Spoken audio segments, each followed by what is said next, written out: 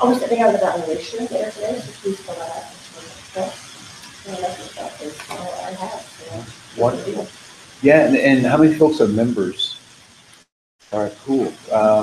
If you're attached to an organization and you're not, there are some really cool benefits of being members. And I think the members can attest to those things. So actually, do we have any membership information that we can have out on that table? People don't. All right, cool. So feel free to grab those things. As a kind of a high school teacher and a college professor, I always come prepared with my agenda. And what I'd like for us to share, if we could, is what's your agenda? What were you hoping to get out of this particular presentation, this class, and possibly just a little bit about you. So who are you and why are you here? What are you hoping to get out of this particular session? I'm going to jot some notes down so that I try to meet those. But Anna, would you mind going first? Sure. Okay. So my name is Anna McCallum. I work for Reading Magazine, which is a nonprofit that oversees Minnesota reading planners and math work. And so we go into schools, and we've got like thousands of tutors across Minnesota, we're expanding out to help kids who are one grade level below reading math. So one of the reasons I'm here is that we have gone through a lot of diversity overhaul in the organization. Some things have come up. We're able to IDP as an cultural diversity program, and we're looking at specific personalized things to attend to increase our diversity and our perspective. And this just sounded really interesting, like how we work with different, because I work in the St. Paul Minneapolis public schools, so I've encountered a lot of different people from a lot of different backgrounds, different countries, and I think the more I can learn about how to interact with them in a positive way, better, especially when kids and families. Sure. My name's Patrick. I'm the Social Services Program Manager at Memorial Refugee Services. We're a small nonprofit of every nationality, language, or status. So we have a very diverse languages flying around our office. And it's a place where investigating your own implicit bias, working on the improving the structures within the organization and advocating for that change in the community is something that's encouraged strongly. So this is one of the ways that another thing I can do to improve myself and improve my tools to improve our community. Wonderful, thank you. My name is Michelle, and I work at Minnesota Nonprofit. I'm serving here in America, and my position is inclusion and engagement coordinator. So I'm just here to learn as much as I can. Cool. My name is Lydia. I work at Campus Health and Executive Assistant, and also co-chair our cultural diversity committee. And we've kind of along the board of both of you, been working a lot on cultural intelligence, bias, and trying to bring that into our organization to support our staff and actually understand how to do mental health and services, and trying to help everyone understand that piece as well as the culture that you bring into the organization, and as well as trying to serve a wider population. Karen Shower from Neighborhood House. Excuse me. I am a certified neurotransformational coach, and so I learn the brain, and I do that when I'm not doing directing service at neighborhoods. But I have brought a lot of the neuroscience and just better understanding how the brain works to help us in our interpersonal connection and relationship building, as well as with our participants and helping them understand what might be happening in their brain and body, which is creating, maybe it's informing their interaction. And so, I think part of this is, like Jessica was saying about, like, I'm always looking for ways to deepen my understanding of videos, change starts within, and then what can I bring back to our teams, and oversee lifelong learning. And so we've got preschool, youth, and adult learners. And so how can we bring this back, especially with our youth, like we're always trying to help them understand how their amazing brains and bodies are working for and against them. For and against. Absolutely.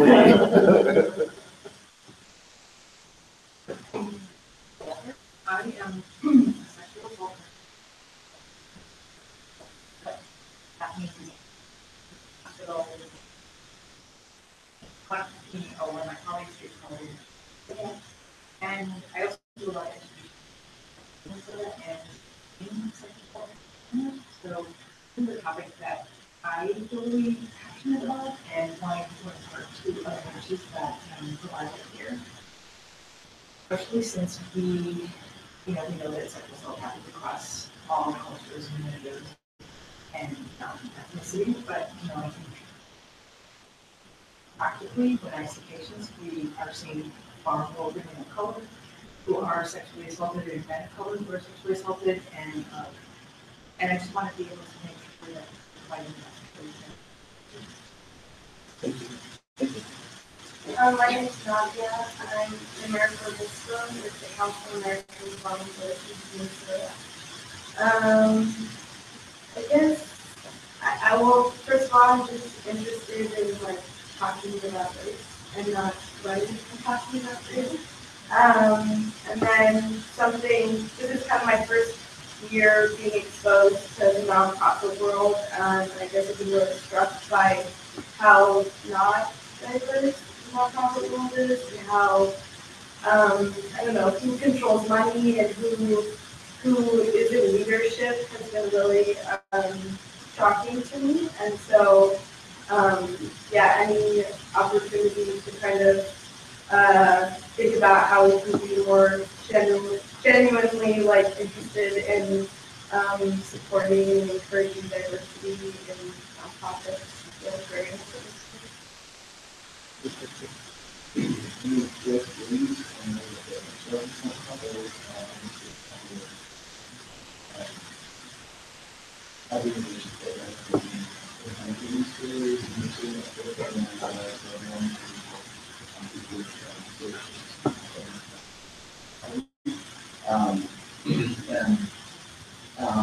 I'm here, I would say our organization is making some beginning efforts to increase diversity in staff and look a little bit more at the people that we serve. And that it's just like early on in that process, and the more I learn, the more I can help support the organization, and also I really I want to work on my own process and also work on the as a leading up the training mentioned about communication, and I really want to learn better communicate with my organization, be more effective in doing that.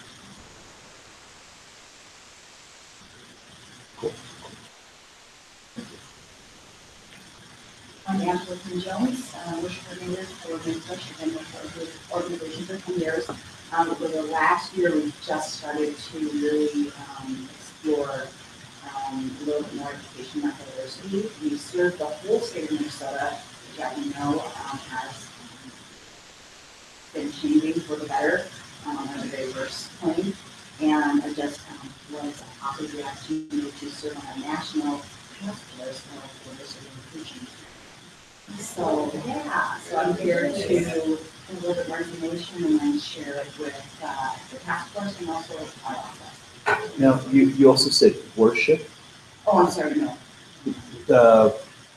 Give me your title again. Oh, Make-A-Wish Wish Coordinator. Oh, wish coordinator. Yeah. Okay. So I thought you said. So I get to plan Okay. with all the wishes, the fun part. Cool, Yeah. cool. So you're the person to throw parties. Yeah. Hello, my name is Becky Powell, and I'm licensed social worker at Avalon Charter School. And my reason for being here is that I would like to be able to communicate to my community in a, I'm just trying to figure out a better way to be able to communicate with staff in regards to my diversity issues that we have.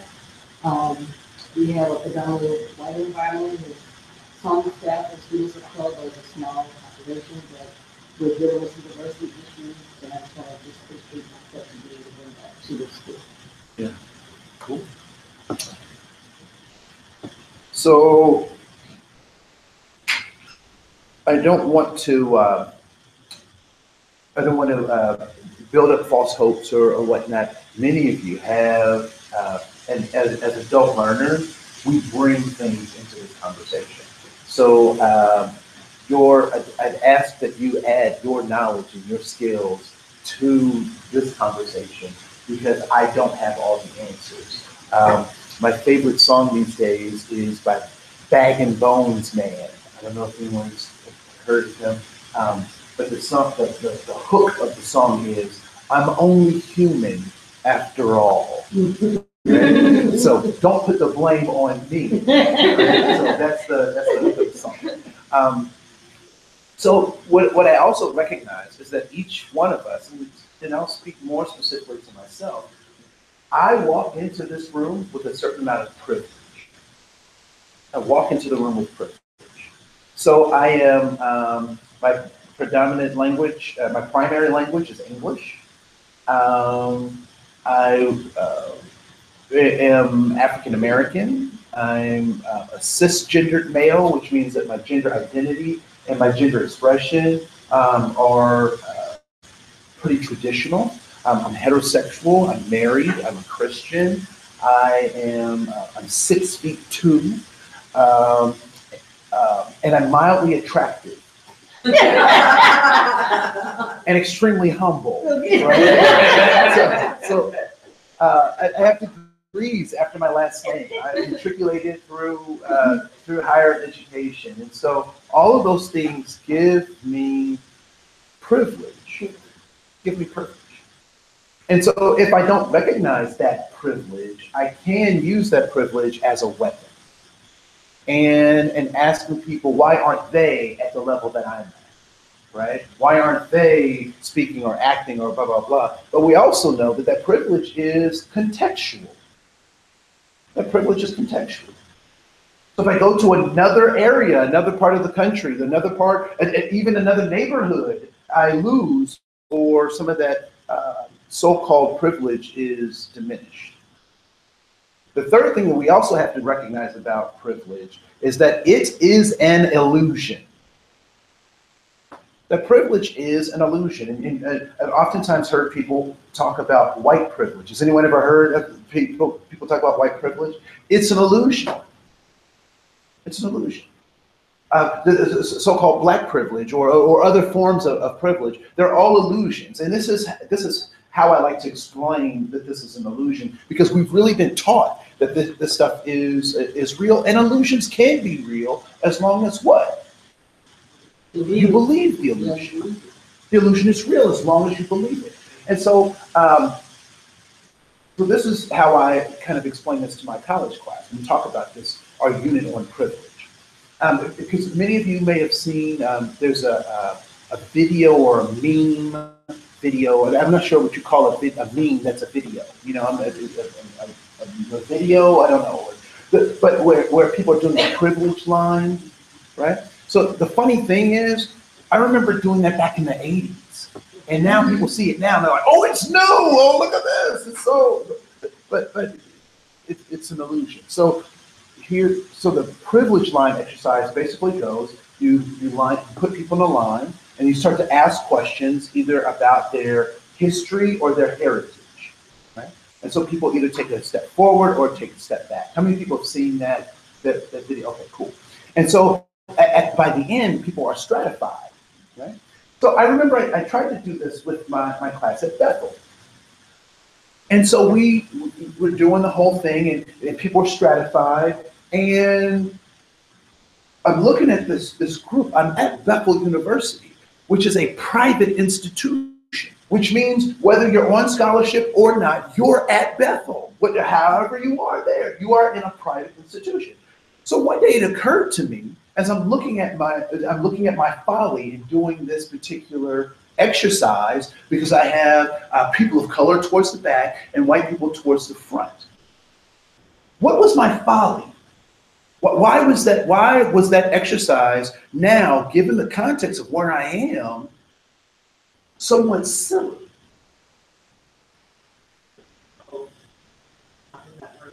Because there's a lot of people not in that room. Why else?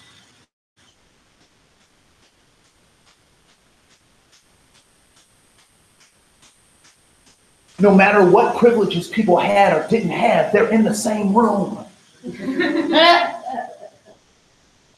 Right? Right. Those particular people were in the same room. And so when we try to do these in our workplaces, it becomes silly because it doesn't matter. It does matter and it is important, but it's less important to where individuals have brought themselves, given those challenges. We're in the same room. Organizations invite me to come do that particular, used to invite me to do that exercise. I don't do it anymore because it's ridiculous. It's absolutely ridiculous. Not saying that there aren't obstacles that people have that set people at disadvantage. I'm not saying that. What I am saying is that oftentimes when we're doing things together, we have to look at the reality of where we are. The other thing that points to me that this idea of privilege is an illusion is looking at my eating habits. So one of the things that we did, now we're in our second year, is that my family, we raise chickens. We have about 8 birds, and in the summertime, on a good day, we can get 12 eggs out of 8 chickens. Not sure how that happens, but go for it, birds, right? And part of what drove me that was that I was looking at free-range chicken eggs. Does anybody eat organic? Right? All right, cool. Y'all got a lot of money. Right? They should change Whole Foods to Whole Check. Right? So I'm looking at now. There's a difference between organic eggs and organic chicken, and conventionally raised eggs and conventionally raised chicken. So what's the difference other than the price? Because it's a significant price differential, right? But what is said about those organic chickens and those organic eggs? Why are they so much more expensive?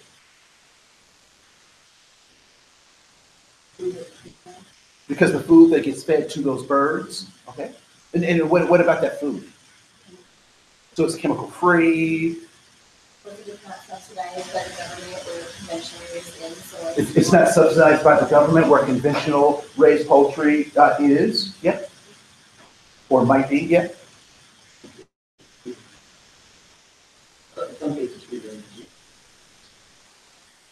So in some cases, free range, and what does that mean, free range?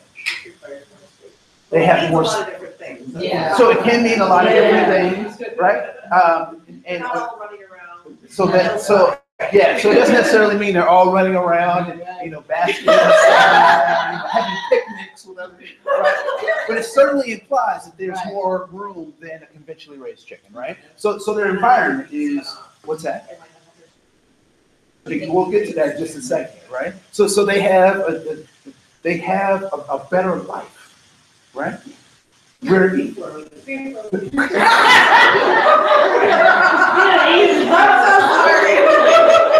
So you just stole my punchline. But seriously, that becomes the thing, right? So conventionally raised chickens might not have the same quality of life, right? However, at the end of the day, both will be dinner, right? So when we think about this idea of privilege is those chickens having the stuff that they need to live a better life. But at the end of the day, if we're not careful, then we become a part of the machine. The machine churns us out like cogs. One of the things that was most effective and I think of slavery in 2 ways. One, that there is the the moral issue of slavery, but I also think about the economics of slavery. So what I understand is that anyone ever been a part of a pilot project of any sort, a pilot project, right? What happens after the pilot? It depends on it. So if it's been successful and there's funding for it, what happens to the pilot? It becomes the program. Right? The pilot becomes the program. Sometimes we refer to that as program or project creep, or it starts to expand and to the point that the pilot now becomes the program. Well, the United States needed slavery. Why?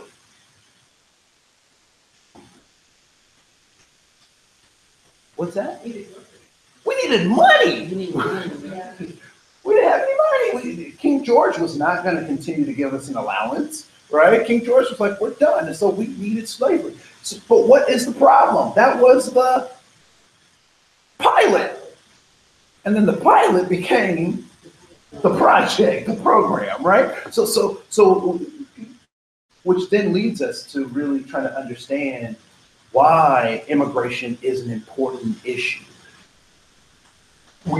People want us to be distracted, want our brains to be distracted by the moral or human imperative when their typical focus is on the money, right? And so those are the things that we have to recognize.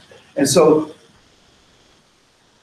turning human beings into non-conscious automatons is what makes this system work so effectively.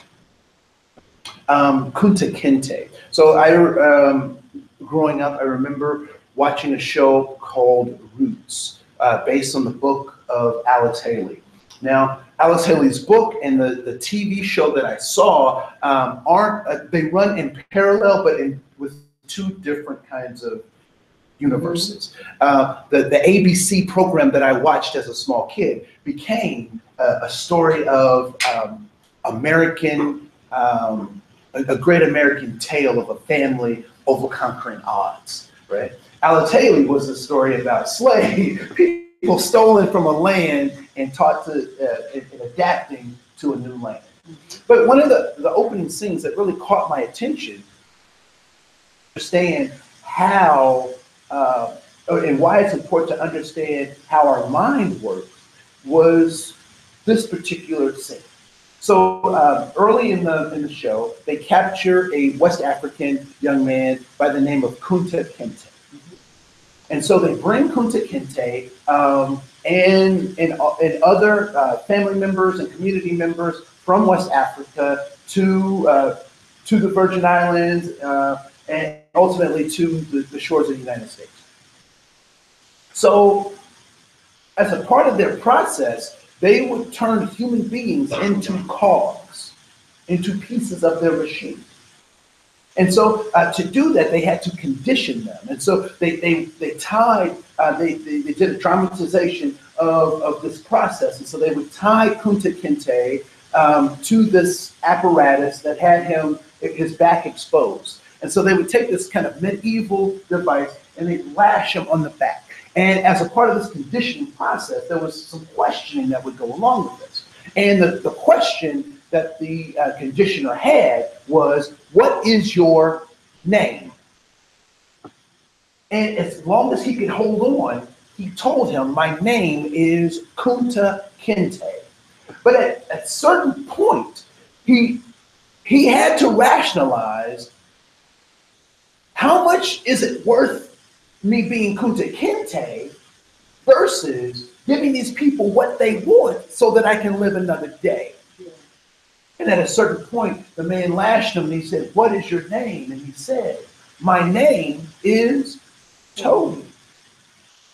At that point, he knew that there was nothing good that was going to come out of the situation, but what kicked in for him? Survival. He said, you know what, I'm going to do whatever I need to do to survive this because I have to be bigger than this thing that I'm going through. And so the machine thought it won by trying to turn him into a slave, a cog. But simultaneously, Kunta said, there are ways that I need to look at this that are more strategic than what they have or what they present. Right? And so that really got me on this journey of really thinking about how do I talk about diversity, equity, and inclusion without blame, fault, or guilt, because it's not our fault. However, it is our responsibility to continue to teach these things or to fight against the machine. And I would suggest that our most effective fights are when we do it together. When we do it together. A little more about me. So my dad was a Black Panther in the '70s. He turned a Pentecostal preacher in the '80s. I was born in that kind of bastion. Actually, the late '70s, he became a Pentecostal preacher. And so this idea of being socially active, as well as understanding the moral responsibilities that we have to one another, became paramount in my upbringing, in my growing up. And so I continue that tradition today because I believe that the human family, I think Ronald Reagan suggested this, that if aliens landed on the planet today, we would see as human beings how much more we have in common than our dissimilarities. And so looking for those commonalities. And this is and I don't know that I've experienced this definition, this pragmatic definition of diversity, but it certainly has worked for me, which is that diversity is the accounting and respecting of our commonalities and our differences. When I've participated in workshops, they've talked about one of those aspects or the other, but never both simultaneously. And so when we start thinking about our brain and how our brain is helping us to problem solve, that becomes extremely paramount that we understand that principle, that we are very much alike and different simultaneously. And what makes those commonalities and what makes those differences? And we'll explore those as we talk about putting our brain on trial. Putting our brain on trial. So there's that. So to start off, that's my opening monologue. So we'll go ahead and get into this. What I'd like you to do is anywhere on your paper or on a separate piece of paper, I want you to draw 5 circles that are large enough to put information inside of. So 5 circles large enough to put information inside of.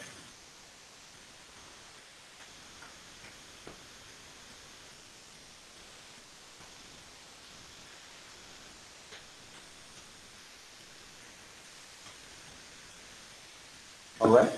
And they can be conjoining, concentric, however you want to do those. But what I want you to do now is to write down one thing that you value or that is important to you in each one of those circles. One thing that is important or of value to you. So it could be a person, significant other, a grandchild. It could be a concept like freedom or justice. It could be a thing like a motorcycle or a home. It could be a place like Belize or Bemidji. It could be so just pick 5 things. And write one in each of those circles. One thing that you value or is important to you.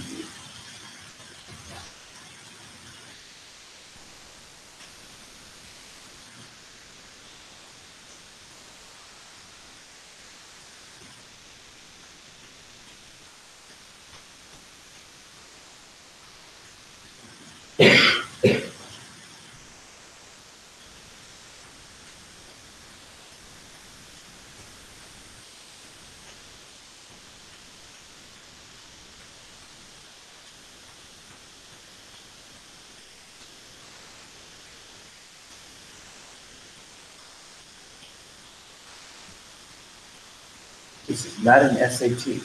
You're good, right? It's just low stakes. Low stakes test. All right. So most people have 4, if not all 5. So we'll go ahead and do this next part.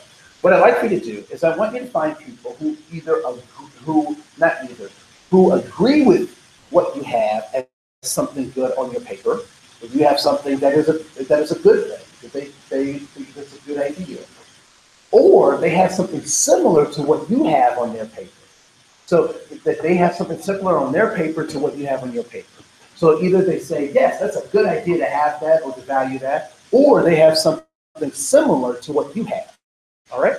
Once you have found those individuals, I like for them to put their initials next to the things that that you share, have in common, or that they value. All right? And then I want you to see how many you can get. See as many of those as you can get in the time that's given. You have 90 seconds to do this, starting now. Hey. Okay. Yeah. Okay.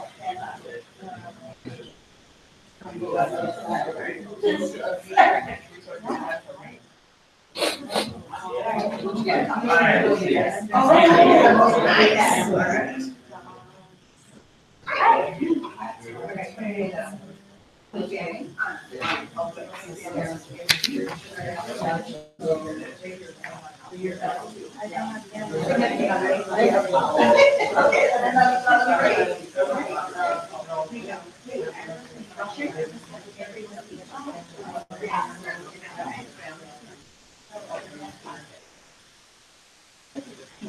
60 seconds.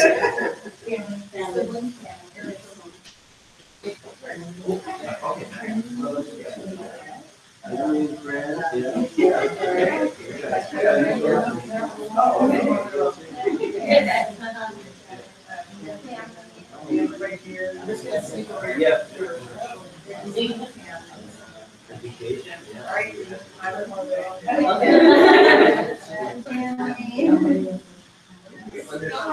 travel, athlete,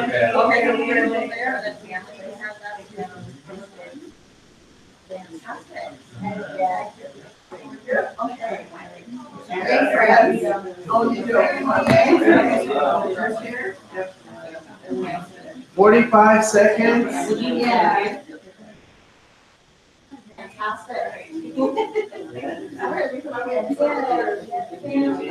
I think they adjusted the heat because it was cold before. Really hot.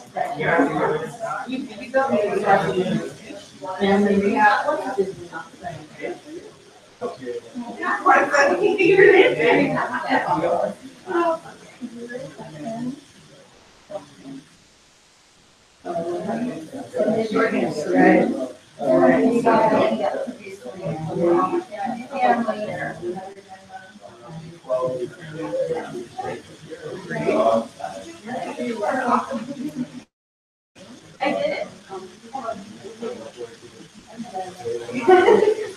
When you said that, I was like, yeah, you look familiar. I'm sorry. 30 seconds.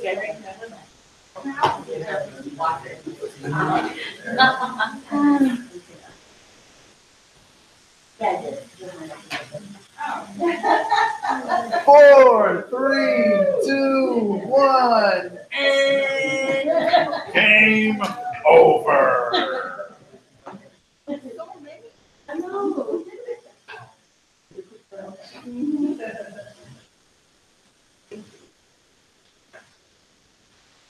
So as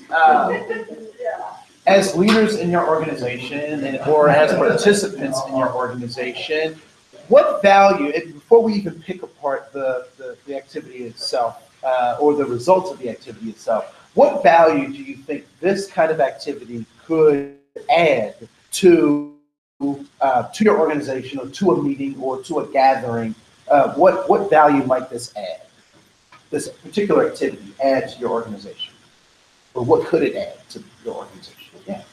I think one thing that I think it could add is like helping all of us, or in this case, me and my colleagues, expand the concept of what diversity is more towards the definition that you gave that, oh, diversity, we work with refugees and immigrants, so therefore diversity is like about me understanding this person who's different, but like celebration of the different parts of what makes us up, including much of which is similar. You know, like moving towards that is, oh, diversity. Let's see, how many people of color do I interact with, right? Or me as a person of color, how many do I have colleagues that are also people of color in my workplace? And then there's these white people, you know, that it's here, what are the parts of us that make us us? What is in common, what is different, and what's cool, what's fascinating, what's interesting about that? And celebrate. So like moving towards more towards the definition that you talked about.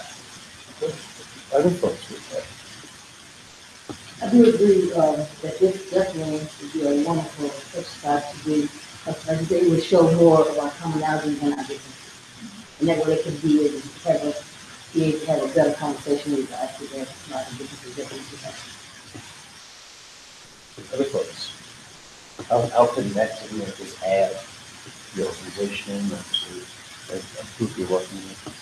I'm a visual person, so see all these initials is validating, but just a really quick way to understand that yes, we have more in common than we thought. Yeah.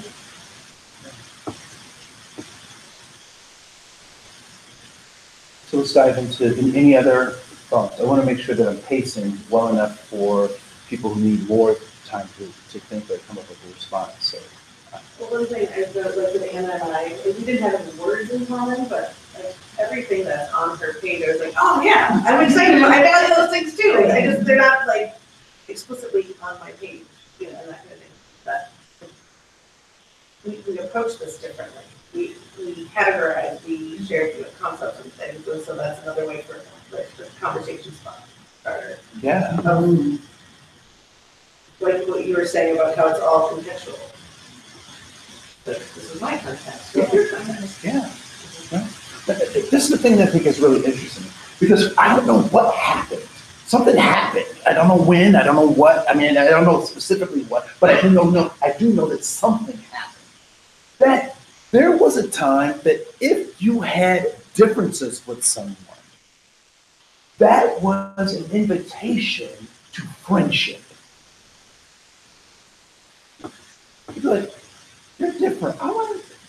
Why are you like that? Do you know that thing was called? It was called childhood. Yeah. Right? When you're a kid, kids are always like, I was just sharing a story earlier. My daughter is 3, and her mother had her at the gym.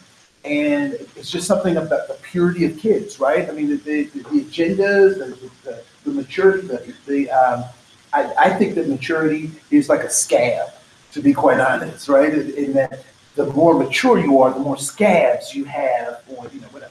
But so her mom has her back. They're in the locker room, and her mom has her back to everything else that's going on and facing my daughter. So my daughter stands up. She says, "Mom, look." And my wife just never knows like what's gonna come out.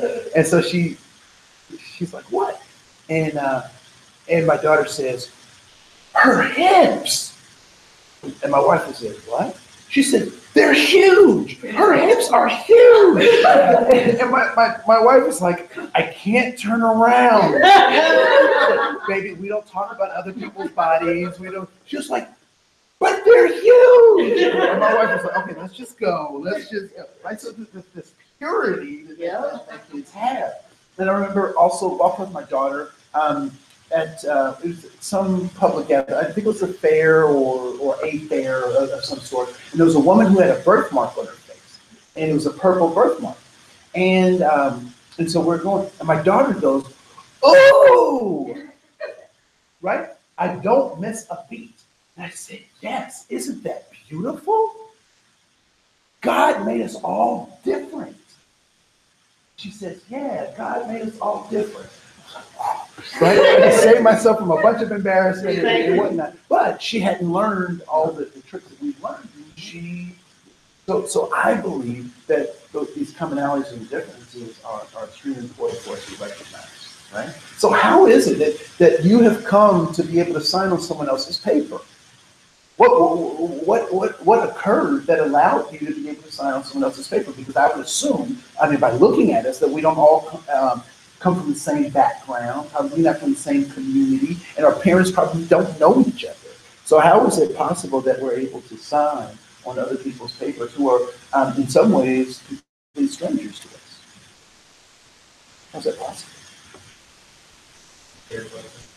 We share what's important. Yeah, I think something that I noticed was like I have community, but a lot of people have family, and I was like, well, that's the same thing.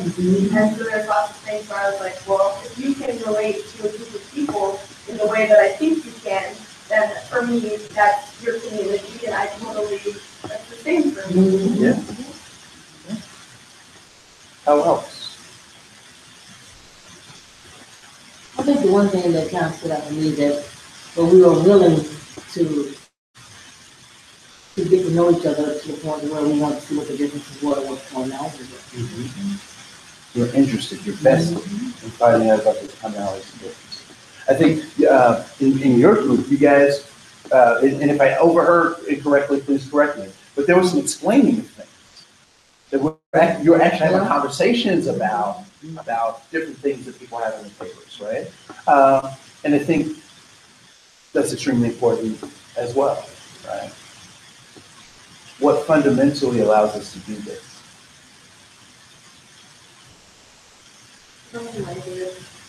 Common language. What else? Common Western interact, like Even- familiarity with. Even more fundamental than that.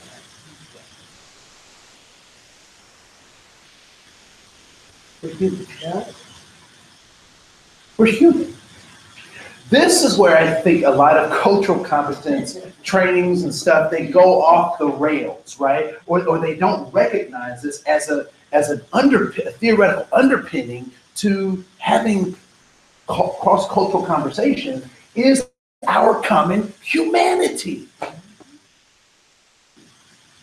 And if we can't understand our basic common humanity, then we can't move to these bigger, broader, deeper things because I won't understand them even if you explain them to me. We don't understand our humanity. Now, the other part of, I have a lot of beefs with people who do this work, which is why I get to do this work, because I'm trying to fix all the stuff that they've broken, right? One of the things and I just lost my beef point, so I'm not supposed to say it right now. No, but one of the challenges is that oftentimes we don't talk about our common humanity. And again, it has to be balanced with those differences, those commonalities and those differences. I wasn't born black. I know some people are looking at me like, is this a reverse Michael Jackson thing? No. In Dayton, Ohio, yeah, or a Sammy Sosa issue. I don't know if anybody's seen Sammy Sosa I've seen lately. Yeah, brother. Yeah. So Sammy Sosa is a Dominican baseball player who was probably darker than myself, who is now trying to pass as Caucasian. And so he's bleached his skin all the way, all the pigment out of his skin, which, you can afford to do that, I guess. You can, we don't judge him the same way we judge other people with plastic body parts, but, that ultimately it's the same kind of thing, but, okay. I forgot where I was going with that too. But anyway, I think these commonalities and differences are important for us to recognize. And part of my beef is that we oftentimes don't talk about our common humanity, right? So I, as a human being, this is the point. I don't have I don't have to know everything about someone else's culture to know what it's like to be human, right? So if I can't get to that human piece, then those other things, yeah. And I've also been in a number of trainings where people are just nosy, right? They're just nosy. Why do those people wear headscarves on this occasion? Or why do they eat this kind of food, blah, blah, blah. In a workplace setting, if it's not directly affecting or have impact on your work or your ability to do your work, you could just be, what's the woman's name from Bewitched that was across the street? Nosy neighbor. Right? Miss Gladys or whatever, Kravitz, right? So I'm dating myself, right? So Bewitched was a show in the 70s. No, you could just be nosy. And a lot of these cultural competence trainings are just appealing to people's nosiness as opposed to actually helping them to do their job well, right? So, for example, I have Hmong friends, and they've taught me, they've told me or talked to me about the difference between a green Hmong and a black Hmong and a white Hmong. I don't know that in my daily work that really has any impact on how I'm supposed to treat people from the Hmong culture is just a great curiosity for me, right? Because my friends have shared that. But well, at any rate. So we have to be careful not to be nosy and ask that question, are we being nosy, or is this actually something that could help me be effective in work, in doing my work? Because if it's just for my curiosity, then I'm not advancing diversity, equity, and inclusion. I'm just satisfying my own fantasies. You know what my fantasies are. So there's that. So let's go to your packet, to the front page of your packet. And it is very clear that we don't see the world as it is. We see the world as we are. Right?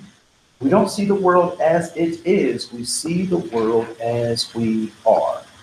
And so how is it that we see the world? We see the world through all these socialized lenses, right? So gender is a lens, race is a lens, geography is a lens, the government that we grew up in is a particular lens. And so piercing through all of those things to actually see what is real is oftentimes very difficult for us. So I wasn't born black, but the society that I was born into gave me that category of being black. So I was born human, but America made me black. If I was born in Cuba, I'd be Cuban. If I was born in Haiti, I'd be Haitian. If I was born on the other side of the same island, I'd be a whole nother nationality called Dominican, right? If I was in South Africa, I would be colored because of my mixed race heritage. I would not be black in South Africa, right? So all of these things are contextual. Gender as is a social construct, right? Gender and gender roles look different in different parts of the world. I remember being in North Africa and seeing men hugging each other or walking arm in arm, or in some cases holding hands. And as a Western, non-evolved human, I would say, hey, that's gay.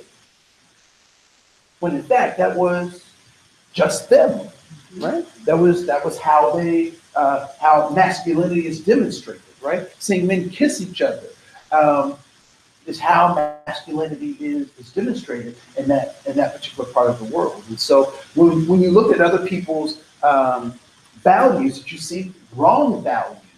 When you look at those circles, that you see wrong values. And I would argue that you probably did not see wrong values. You may have seen different values, but oftentimes we add things to stuff that doesn't matter. I would also recognize that we have succumbed to this idea of race that is counter what we know about human beings, right? that there are no subspecies of human beings. We are all Homo sapiens sapiens. And what does that mean, Homo sapiens sapiens? Why the extra sapien?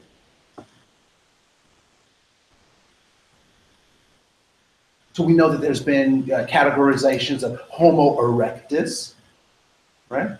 The Neanderthals, right? They weren't Homo sapiens. They were Homo habilis, or what's that? Or Homo, right? So there's all these, but we are Homo sapiens. Sapiens.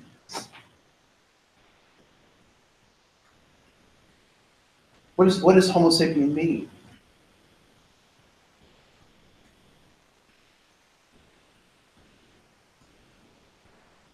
We are the ones who know that we know we exist.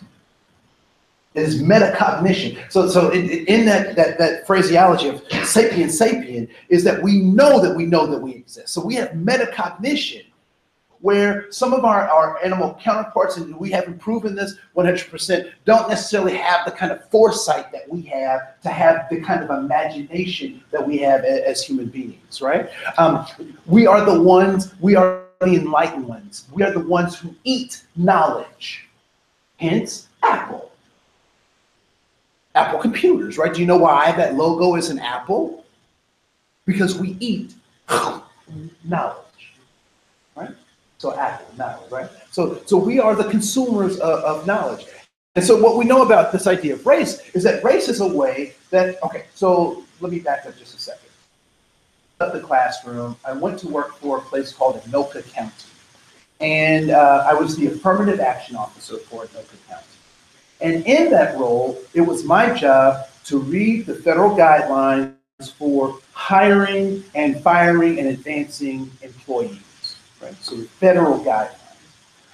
As a part of that, there were two pieces of information that I used to determine reports and our ability as an agency to comply with those federal mandates, particularly around our grants and whatnot, both federal and state grants.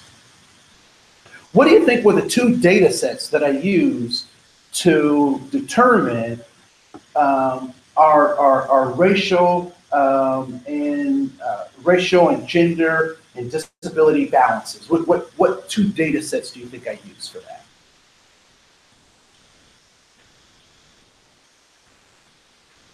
Where might I get my information to put into this report?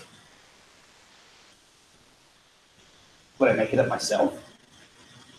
I would use the census, right? So I would use the census, and what do you think the other one was? So HR reporting, right? So HR reporting actually falls into this category of EEOC. So there are categories that the federal government says, HR department, look at these categories and print us out this report. Then there is census data that I would use to determine availability, if we're meeting the market, all this kind of stuff on different things. Both the EEOC and the census are both operated by whom? Give it to me, say it loud. The government, right? The federal government of the United States, right? The United States. Now, this is what really boggled my mind once I understood this principle as it relates to race. Because what have people been saying about race? What is race? It's a social construct. I mean, people have heard that it's a social construct. That is not biology, but it's a social construct. What's the problem with that phraseology of it being a social construct? It makes it seem like it doesn't matter. Or society decides what race that you are. Or society decides what race that you are. Arbitrary. It's arbitrary. It's the use of something called the passive voice. Anyone ever heard of that concept? I see people nodding. So explain to me the passive voice. I mean, explain the passive voice as you understand it. There is no actor involved. So the actor is actually taken out of the situation, right? So my mother told us, don't play in the house. My brother and I play in the house. We break one of her favorite plates. She comes home and she says, what happened? And I say, Mom, a plate was broken. Is that what she wants to know? No. No, she wants to know who broke the plate. Right. So when we talk about this idea of race being a social construct, who's missing? The actor. The actor. Passive voice. So let's look at who the actor is. Who is the creator of race? I believe that if I follow the clues, because I learned that from Scooby-Doo, if you follow the clues, you can take off the mask of the perpetrator, right? So if it's not biological, and we say that it's a social construct, who developed our social construct? And I would say our government. Now here's something that really blew my mind. What department do you think operates the census? What department in the government is responsible? Because they don't just willy-nilly do this thing, right? That they are connected to an agency that gives them money, that gives them, and says, go forth in census. The Department of Commerce. Really? Department of Commerce. So I'm at an age where I'm fighting this disease called cynicism. I don't know that it's doing very well, but I'm fighting it, right? Cynicism might suggest to me that the census is not about our well-being, but is actually inventory. Department of Commerce. Where do you think the EEO, Equal Opportunity Employment Commission, is run out of? A subset of the Department of Commerce called the Department of Labor. Department of Labor. So when we talk about race being a social construct, it's not just a social construct. It is a tool used by the government to categorize people, to explain things, to give rationale. One of the things I'm trying to figure out, and I teach this in my class, there are three communities that touch, but these three communities that touch are very vastly different from one another, or we think they are. South Minneapolis, Richfield, and Edina.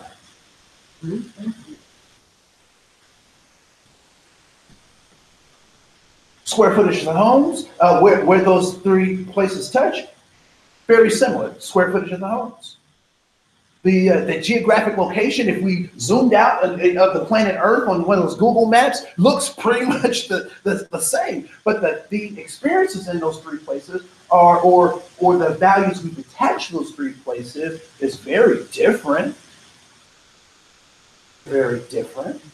The so-called amenities in those places are very different, or at least we think they are, or we've been made to believe that they are. And so these are some of the illusions that we have to keep backing out of. We have to recognize that people are responding to the geography that they're raised in. There are certain ways and interactions that I have to have given where I am that are useful in this context, but if the context changes, I will find that they're no longer useful. Idea of IQ. Have you heard of that? IQ. What is IQ? Intelligent quotient. And it's supposed to, Jackie, what's it supposed to suggest? So the level of intelligence. It's supposed to measure the level of intelligence that a person has, right? I often ask this question and then we'll take a break. But I often ask this question: IQ for what? Right, right, IQ for what? right. So if I grew up in an urban environment, I have an urban environment IQ. I've learned how to judge people, look at people, know who to mess with, not to mess with. I know about how to ride buses, how to ride trains, how to interact with folks, how to just operate in an urban environment. But if I'm removed from that urban environment where I have, and we call it street smarts, I have an IQ that's high in that area, and you place me on a farm.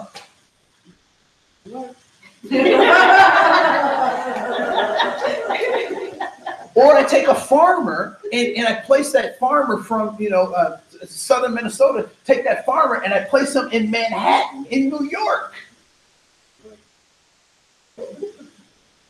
Was he competent in his context? But now in a new context, he seems incompetent. Right? So when we talk about this idea of refugees, right? Moving from one context to another, what's the space between their competence, now their incompetence, to them becoming competent again? What's the space between those steps called? Starts with T and ends in ein.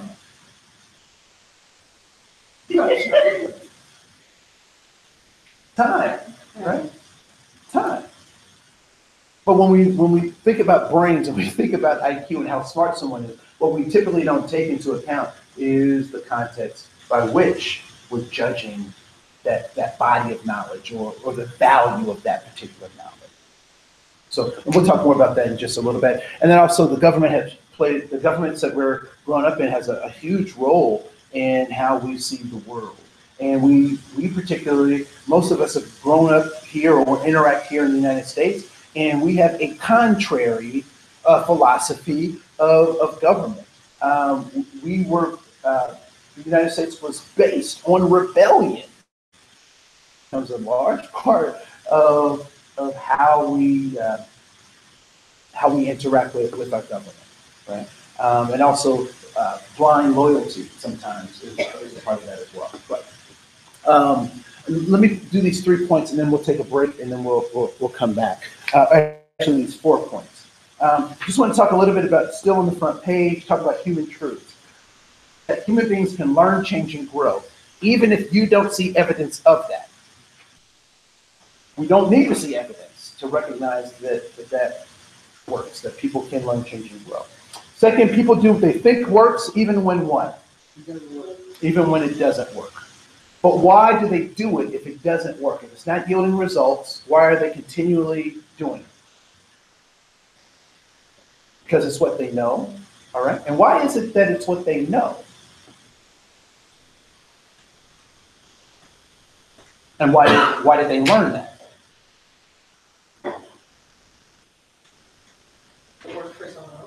Because it's worked in the past, right? So people do what they think works because it's been effective in the past. And typically, what catches con artists is that they don't recognize that the context has changed. And so they keep doing the same thing and they get caught because they didn't realize that something about the context has changed. And so when we have these diversity challenges or cross-cultural conflicts or communication, typically what is happening is we're not aware of the environment that we're in and recognizing that the context has changed. I'll talk about the election of Donald Trump in just a second, because a lot of people don't understand how or why he was able to be elected, given what he's done. And so what we have to recognize is that the context that we're in has changed. But we have to understand what that change is and what it means. Because it's not typically what we're told it is, but we'll talk about that. And then all human behavior is goal-directed, and we'll talk about that. So one of the things that I know, even if I don't understand a behavior, I know that there is a goal to that behavior. So if I don't understand the behavior, but I know that there's a goal to that behavior, then what becomes a tool that I can use to help me in working with this individual. So I don't understand the behavior, but I know there's a goal to that behavior. Then what can I do to help this individual or even help myself? Find out what the goal is. Yep. So what is the goal? So I don't understand your behavior here. I don't understand, and you don't have to say it like that, but I, help me understand, or how can I get more information? Understand the goal, even if I don't understand the behavior, I might be able to direct them in a different way to actually get to that goal, right? One of the things, so in Brooklyn Park, when a number of Liberian folks resettled into Brooklyn Park and Brooklyn Center, they were having problems in the bathrooms because the stalls, the toilet stalls were being broken off the toilets. And so they did what most school districts would do, let's find that kid, and they did all that, but it continued to happen. And so they were trying to figure out what was going on, and this is what they figured out. After doing some investigation, recognizing that behaviors have goals, what they figured out was that there were a number of students who were from refugee camps. And so what they would do, as opposed to sitting down on the toilet, they would squat on the toilet. It's something cultural, but if you don't understand, you can rebuke the behavior, but if you don't understand the goal of that behavior, then it will continue to happen, right? And so once they got to understanding the goal of that behavior, they didn't have to start punishing people, they just had to teach them how to do something different, right? And then lastly, attitude is a reaction to a goal. And what we know is that oftentimes we talk about attitude as some kind of emotional response to stimuli, when in fact, attitude is related to goal accomplishment. Think about a time in your life when you were denied something. What was your attitude like?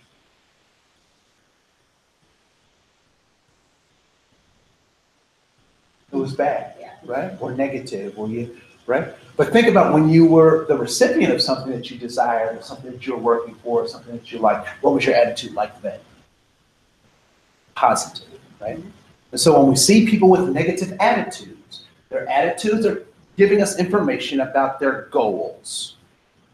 And a bad attitude indicates that you're not getting your goals. A good attitude suggests that you are, that you're getting your goals, or you see an ability to attain your goals. All right? So let's do this. Let's take about a 6-minute break, and then we'll come back and dig more into our topic. All right? Great, thank you. Is everybody all right so far? Yeah. Okay, good. The goals of my teenage son is to have freedom. And when he doesn't get that, that's when I get that negative pushback. Well, and the other part though, Angela, is that what he wants and what he's not able to articulate is that he wants freedom, but he also wants restrictions. Right.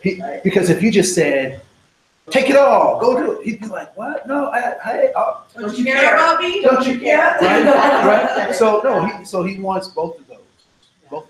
But the key to helping him is to ask him questions about those things. Question himself. So what are your goals? So if you do that, how does that help you with your goals? And be very goal focused. So That's it. yeah. That's it. I have grandsons, so I was like, what you want to do? Which plan?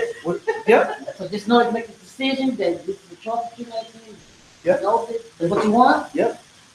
Because if we make decisions for people, they can blame us for the success or the failure. That's right. You're right. That's it. What should I do? What you want to do? So that they know if something happens, Yeah. something to do with me. Yeah. Your success and your failure is on you. Yeah. It was such a freeing experience when I was a young manager, when I learned something when my staff would come and like, what do you think I should do? And then I told them and they wouldn't do it. You know? When they do the opposite. And so, right, exactly. I did tell you to do that. Yeah, and when I stopped asking or telling them what I would do, it was like, what do you think you want? What should we do? Yeah. Do you have any ideas about what we should do? And then I was like, oh, this is how it works. So they don't have the question to ask to get the answer that they're really looking for. Right. Or they've been conditioned And most people are in a position where they aren't really seeking answers, they're seeking confirmation for a decision that they've Yeah, that's a already good idea. That's true. Exactly. um, That makes sense. and, yeah, so. And one last thing about the attitude, the reaction to goals for accomplishment. Yeah. So there's a negative attitude to the reaction, so if some needs are not being met. Yeah. So if we have a goal, just for example, if we have a goal or a meeting that we want to accomplish, everybody's not satisfied, half of you feel and half of you is not. So this, that's not being communicated properly to come up with the same goal for everybody. Yeah, so particularly in group situation, so we have to be clear about what kind of, there's some non-negotiables in my house. So there's some things that my 3-year-old can make decisions about, and there's some things that she can't make decisions about. And too often in organizations, we get that line confused. Okay. And so people have, and this is the other thing I'll try to get to today, Okay. is the illusion of choice. That's it, right there. So in organizations, we often play that card way too much when we give the illusion of choice. So this is what we really want to do. Well, what do you think about that? No, as opposed to saying, this is what we're going to do. How are you going to be able to do it? I never forget, one of my principals said to me, I went to the principal and I said, we're doing this new initiative and I'm not really feeling this initiative. I don't really want to do it. And she said, oh, that's fine. That's great. That's great. So, but I do want you to know that I need someone in class 201 to do what I just asked them to do. Yep. It could be you. Yep. Yep. Or it could be somebody else. I was like, you know what? I think your idea for what happens in 201 is a really good idea. Yeah.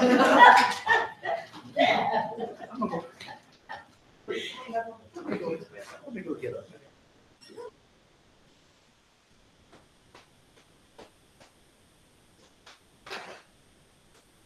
Jels is helpful. I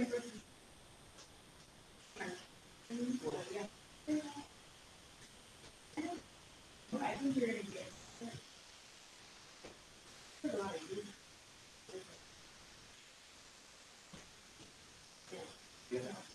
I don't think. Yes, I'm gonna get, I might get, if I don't hit it directly, let me know, right? Because there's a couple of things about that too. It's like, I wanna know. How the only I can be. In the midst of those two. We have a continuing education series for non-college students. Yes. We do. As a matter of fact, MCN, we're gonna do a year-long series, on for people doing this work. And so even people not doing this work can also join that. But I also have some continuing stuff. You go to my website or and see stuff or request stuff, so. Yeah. So, Do you do training for other groups? I do. Yeah. So, I think you're starting to kind of get a feel for how my work is maybe a little bit different, or in some ways even contrary to most of the work that goes out around cultural competence or diversity and that kind of stuff.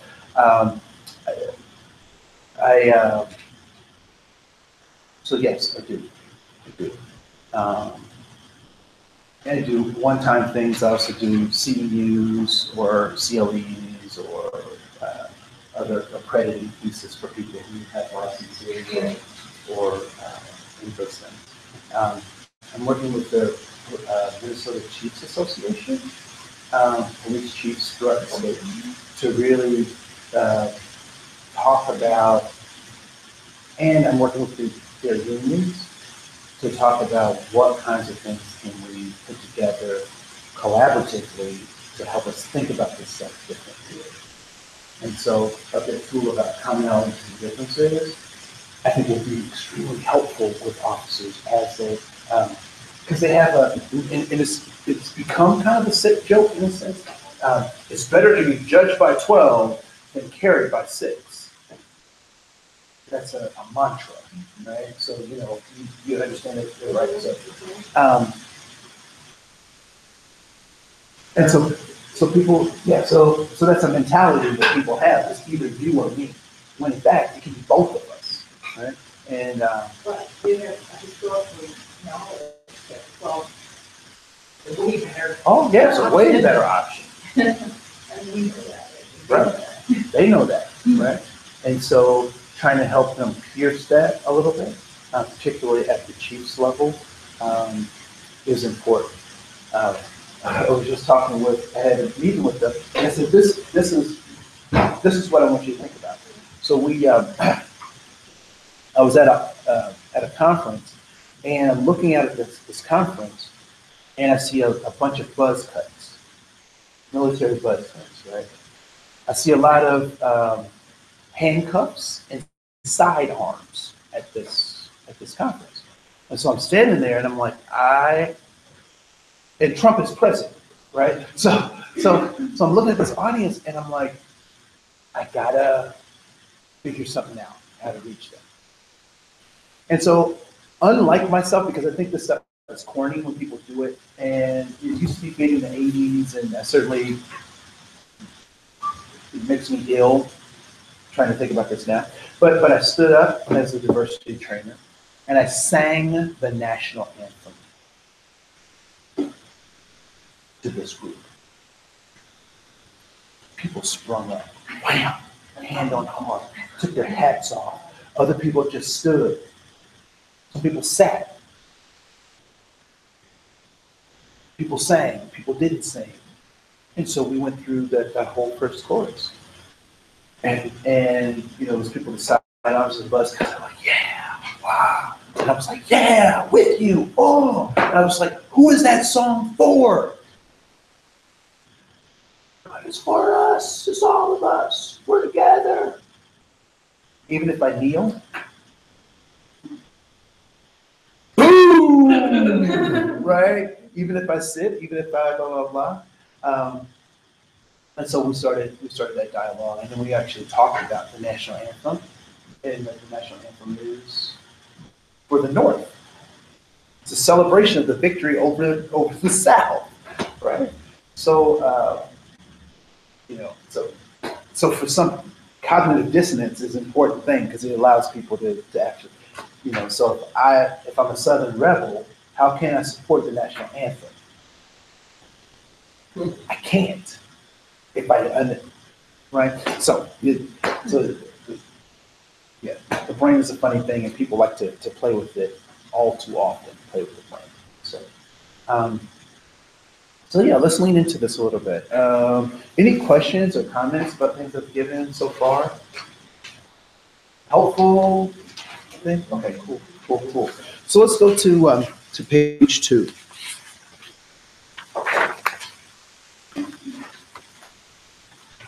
So at the top of page 2 is a tool that social workers and therapists use called the genogram. How many people are familiar with the genogram? Okay, cool. For those of us who aren't familiar with the genogram, it simply is a family tree that has extra stuff added to it. So we're going to use it probably in its most basic form, but this certainly is a tool that therapists and counselors and psychotherapists use to help people discover things about themselves. So, what I'd like for you to do is I'd like for you to create your family tree as best you can, going back 3 generations. For 3 generations. So you would be considered a generation, your parents would be considered a generation, and your grandparents would be considered a generation. You could do, and so that would include adoption, it would include divorce, remarriages, however your family constellation is.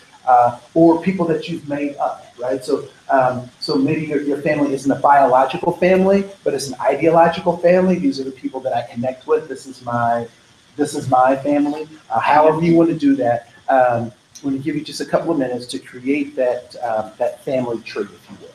3 generations Back, yeah, 3 generations back.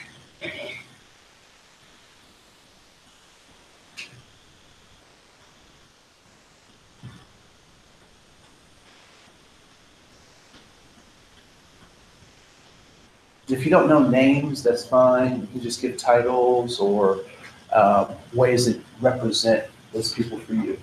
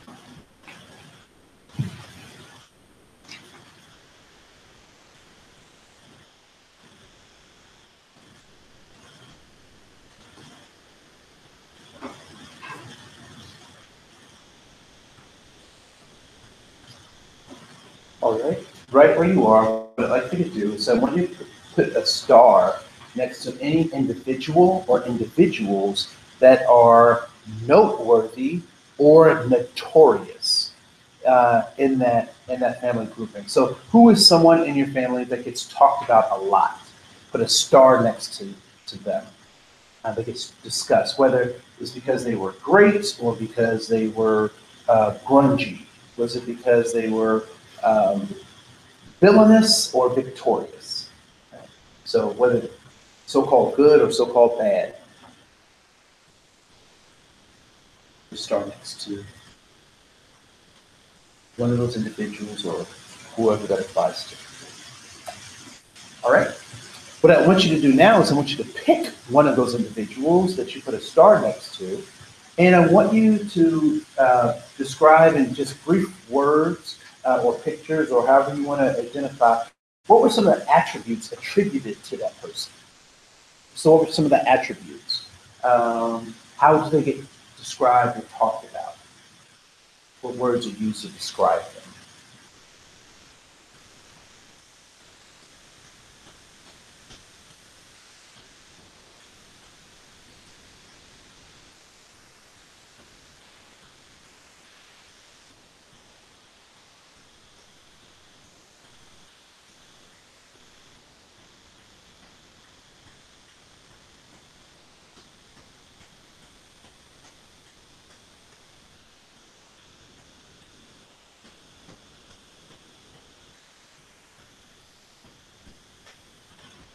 Now, some of this is going to be conjecture, and you're going to make some of the stuff because you may not know exactly frames of reference for these things. But I want you to also think about, can you put a time frame or an age on when those words would be most applicable to that person? So when did these words become most applicable to that person? What was either their age or what was the time frame or decade they were in where these words would have been applicable?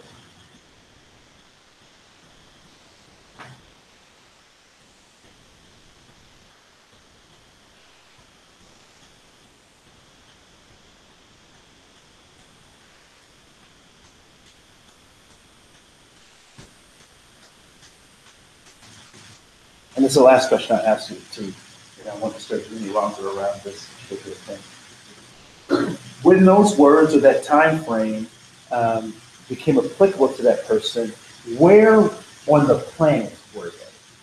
So were they in the United States? Were they outside of the United States? Were they in an urban area or a rural area? Were they in a suburban area? Were they in a war, after a war, before a war? And where were they geographically?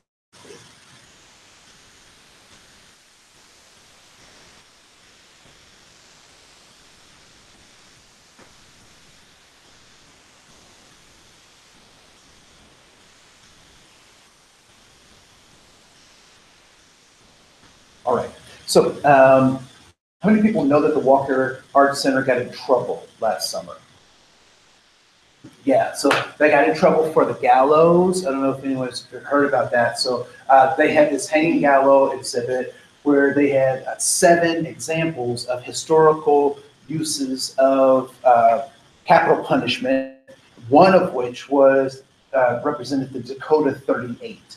And the Walker had purchased this particular art piece after seeing it in other places throughout Europe. So they said, wow, this would be a great piece to put in our Walker Art Garden. And part of it was that there would be a putt-putt or a swing or a plaything on a device of torture and murder, right?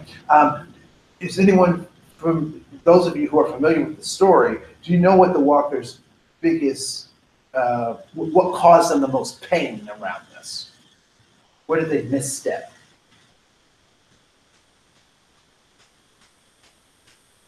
Where did they misstep? What was their biggest misstep? That's absolutely right. Not talking to the community, they were telling someone else's story. So they were telling someone else's story without having had a relationship or having talked to them about telling their story. So what I'd like for you to do is I'd like for you to, if we could, get into groups of 3, 3 or 4. So there'll be 3 groups, and share as much as you want or you can about your story. That you don't get to tell other people's stories, right? So outside of the room, whatever you hear in the small conversations that you have, you don't get to talk about outside of there without their permission. So the information that you're sharing is privileged information as much as you're willing to or can share in your circles, all right, in your small circles. So I'll give probably around maybe 2 minutes apiece, so maybe 6 minutes for the whole process for folks to talk about their genogram in a group of 3 or 4. Right? So we'll end up with 2 groups of 3 and 1 group of 4. All right, cool.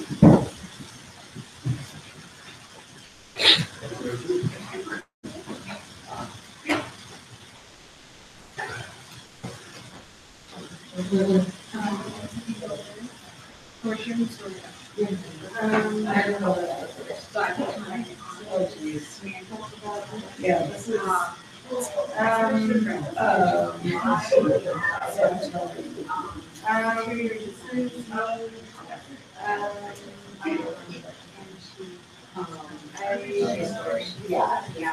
I started, yeah, I told my mom's side, and a lot of students, they no longer really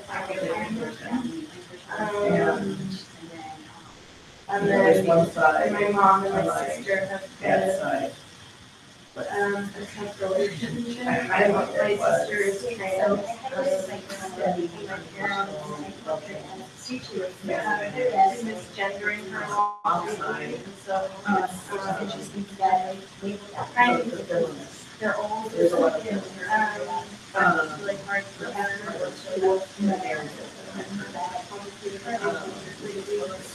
of course, my grandparents,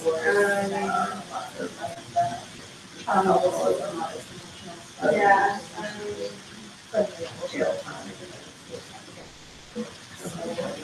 she actually nice to mention about, You know, like that. If you're lying. So it's just like there's a lot of that, which is very, I didn't know that.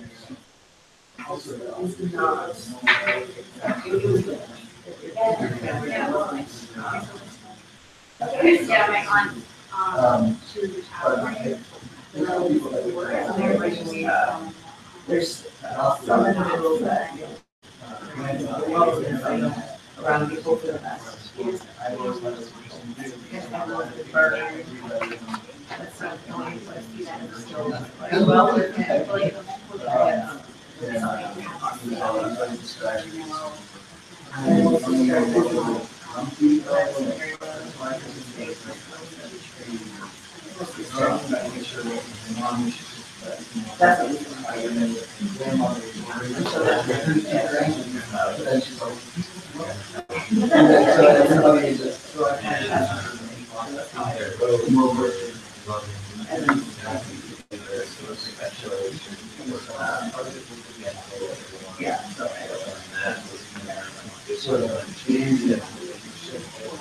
well, it's annoying, like, I've done a lot of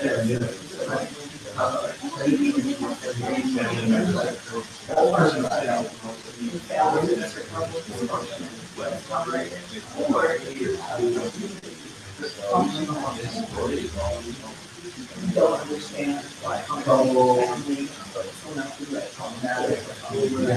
you know, so, knowing that this is my experience.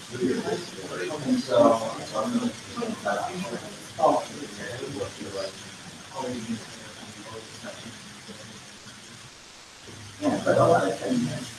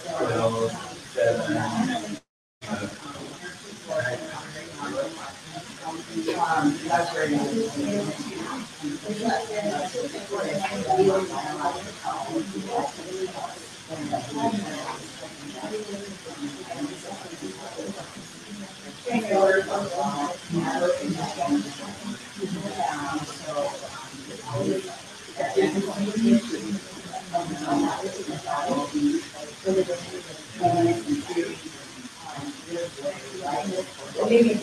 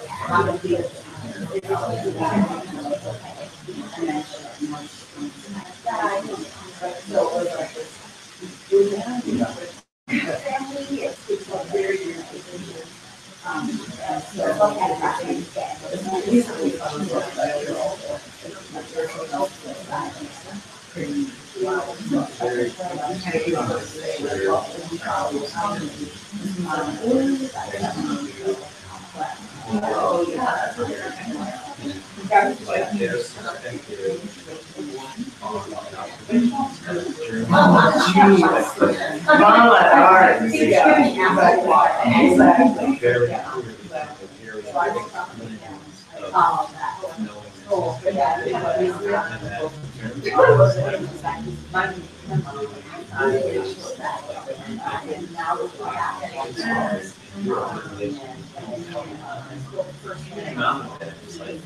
Very clearly, very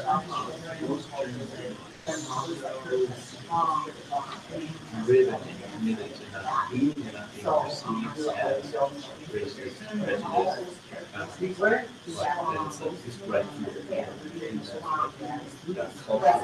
And that, you know, it's like it's not just like liberal, it's not just gender, but it's like which is really, yeah, that's just her observation. That, but really, we some ways positive, certainly a lot of what was fascinating, like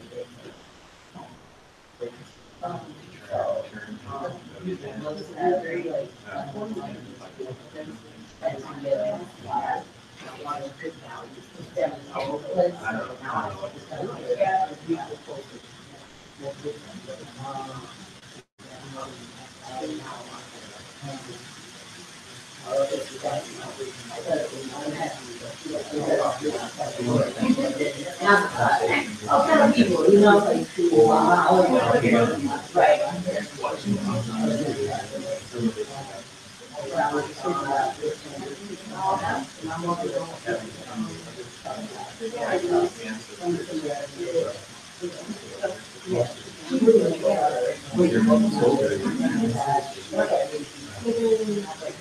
Well, I focus on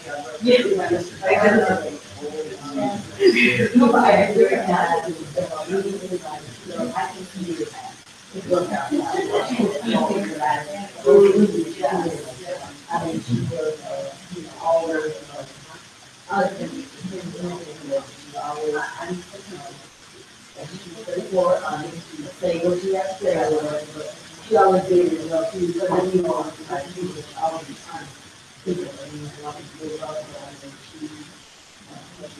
I'm gonna give you about 2 more minutes, 2 minutes.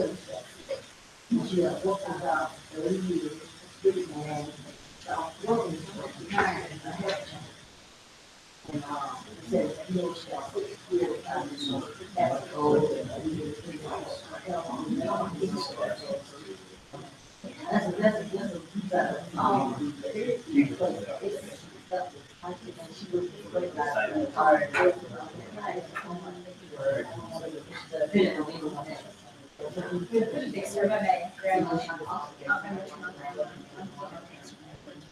she raised me and so, and she does try to put other values and she's tired of, we actually did that. I thought about how that like hard for. So I thought she days was there, I was messed up. She lived a full life, and now she came off. But she's also legal for herself, so we get up in her house. That's kind of like history journey and different administration is afraid that's an order. She's to it, or is I don't just get to nice game. And they're a little worse than that.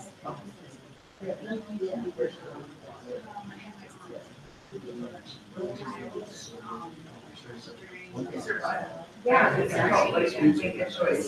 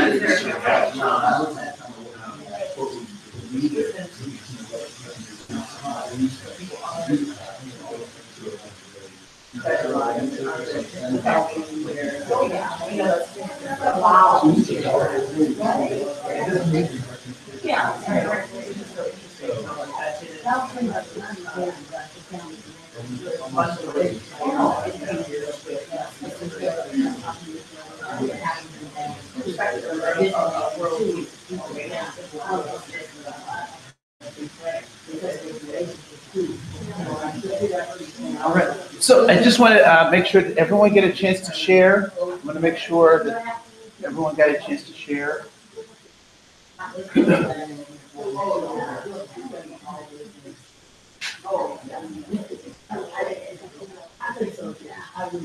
There's nothing that I have to say that is more important than what you guys have to say. So if you want to take another minute or so, has everyone shared in the floor? Oh, wonderful, wonderful, wonderful. All right, cool. So if we can pull back. I want to kind of talk about some things. I also recognize that. So I'm old school, and so I don't typically talk about gender pronouns, and so that's something at some point we should probably talk about, and we'll talk about that as a practice beginning any activities that we want to do. And I was reminded by Michelle's name tag that I did not cover in the pronoun stuff, but we'll clean that up so that you can be prepared for next time you do something to include that as part of your work. So I'm curious that as we were going through this process, did anyone discover anything about themselves? as we went through this family tree, or even were able to express it out loud to someone else? Was there anything that was discovered about you in that process? Yes. I think I didn't say this out loud, but I was thinking about the fact that the two people, Grace is a good person, and my grandfather. That's sort of why the mythologies, and when I think of them, I think of them in these those kind of like, the evidence of having experience. And then also I used to be apologize. I was in the champion for in a lot of ways. Some of those rituals I realized that I was internalized some of them too. I think of it.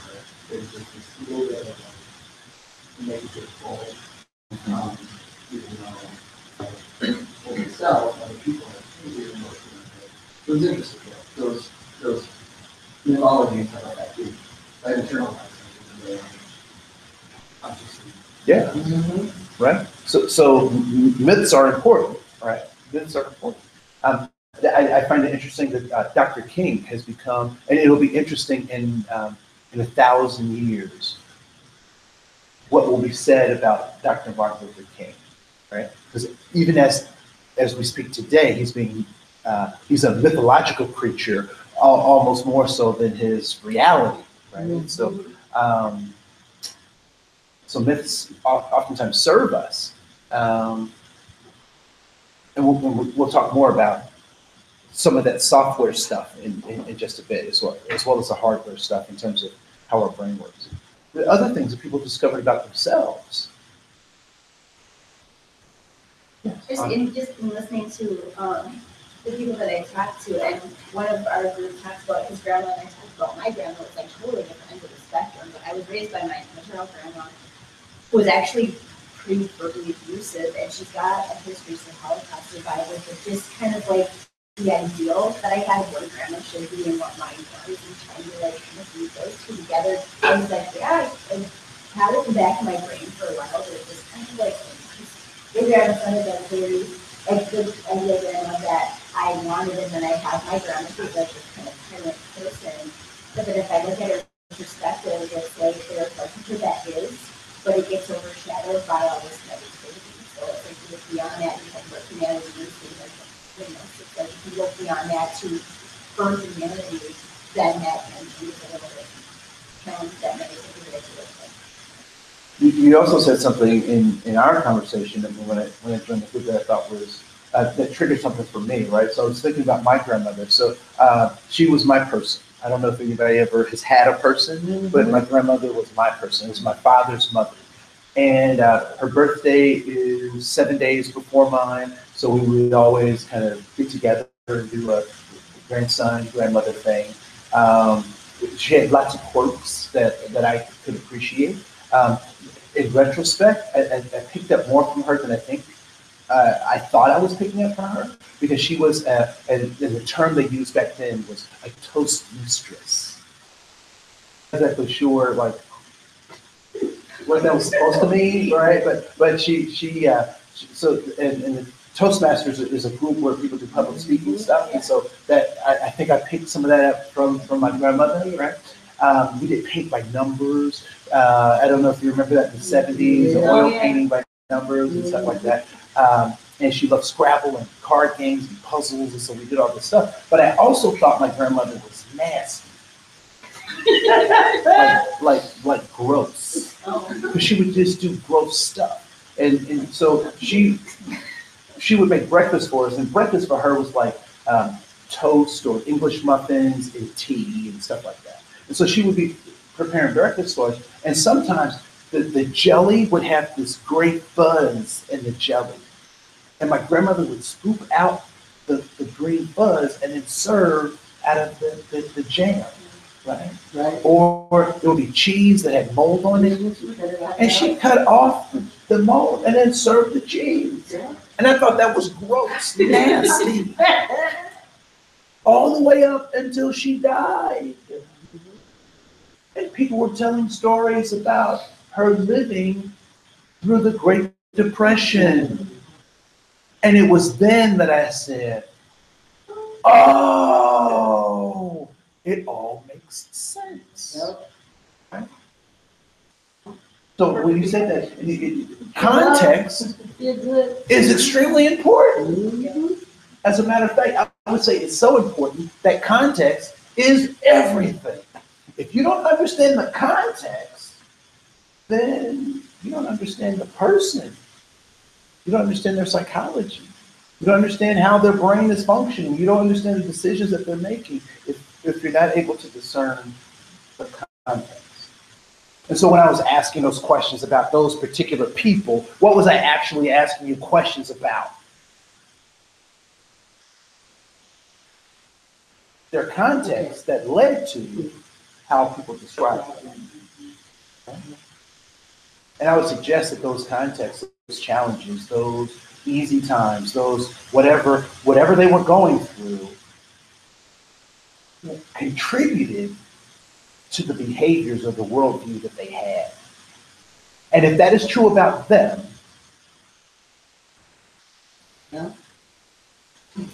what else is true? That's happening to us as well. That our context, who we surround ourselves with, how we surround ourselves with people, the associations we make or don't make, are adding to our sense of behaviors. Okay? Context is everything. And so mindsets, the way the brain functions, babies, it is said that at 3 months old, babies begin to dream. What are they dreaming about? I want to know. But the human mind starts to develop and is taking in information. And I would suggest to you that people say, have you heard people say, well, we only use 10% of our brain? I would suggest that's the 10% that we know how to access, that they know how to measure. But there's a whole lot of other stuff that they can't measure and that they can't access that I believe our brains operate at 100% capacity. We just don't understand what that capacity is yielding. We don't know what's being taken in. We don't know how to use it. We don't know how to transform it in ways that can be profitable, which I have a whole nother thing on capitalism, but that's not. That's the adult course. That's the adult course. There's another part. So important things. I also hope that you were able to share some heartfelt examples in your own lives, and you were able to make some connections and relationships to our common humanity. And we know that as human species, we have always traveled, we have always moved. There is no such thing as a 100% ... Because as human species, we've been all over the planet. Hannibal, the great conqueror, left more than just elephant dung as he traveled through Europe, right? So Hannibal was an African conqueror, explorer, and he took tribes of elephants through Europe as he conquered. Can you imagine being on a horse and trying to fight a dude on an elephant? Like, that's just, right? The Moors in Spain, the black people who ruled Spain for almost 400 years, left more than just their writings, if you know what I'm saying, right? And you'll hear people talk about being dark Italians, right? Or dark Spanish. There is a reason for that, right? And so as our human family, we have to recognize that we have all of these connections that are important for us to realize. And it's about our humanity. And that I have, for my own sake, I've been able to, once I've understood the context by which people who raised me gave me information, their information, for better or for worse, makes a whole lot more sense to me. Why they made those choices. And so as we encounter people who we think are different from us, I think it is imperative for us to understand the context by which they're coming. Just like I talked about the toilets and squatting, right? Once we understand the context, then we can address the behavior because they're going for good things. And we'll talk about human goals in just a second, all right? So let's go to the bottom of that page. And we'll talk about some of our barriers to our humanity. And one is this idea of historical trauma. What we know about trauma is that it changes the neural pathways that the brain uses to process information, for better or for worse. For better or for worse. And so there are two forms of trauma that we like to talk about, and that's direct trauma to an individual, and then vicarious trauma or secondary trauma, hearing about the trauma done to or experienced by someone else. Can you give me some examples of either one of those types of trauma? Yes. Well, from child development and then people experience domestic violence, and so you got the direct trauma between like two partners, but you also have the direct vicarious trauma from kids who were witnessing the being part of that. Yeah. Other examples? Yes. My job, as I felt like mine was going to be professional trauma and ongoing trauma, and then exactly those. I think being supervised, appreciate your trauma with someone and that sort of. Yeah. So even helpers can experience third, fourth, or fifth dairy. I don't know if you can say that, if that's a word. Trauma, right?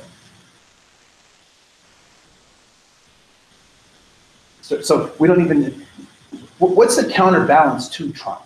Because I actually believe we can't identify problems without also at least identifying or talking about solutions. So what are the counterbalances to trauma?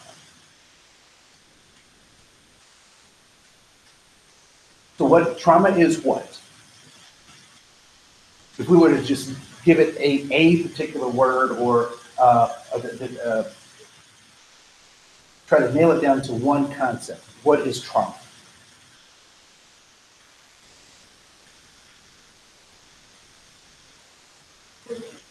Being wounded, being hurt, or being harmed, right? So what is the counterbalance to that? Healing.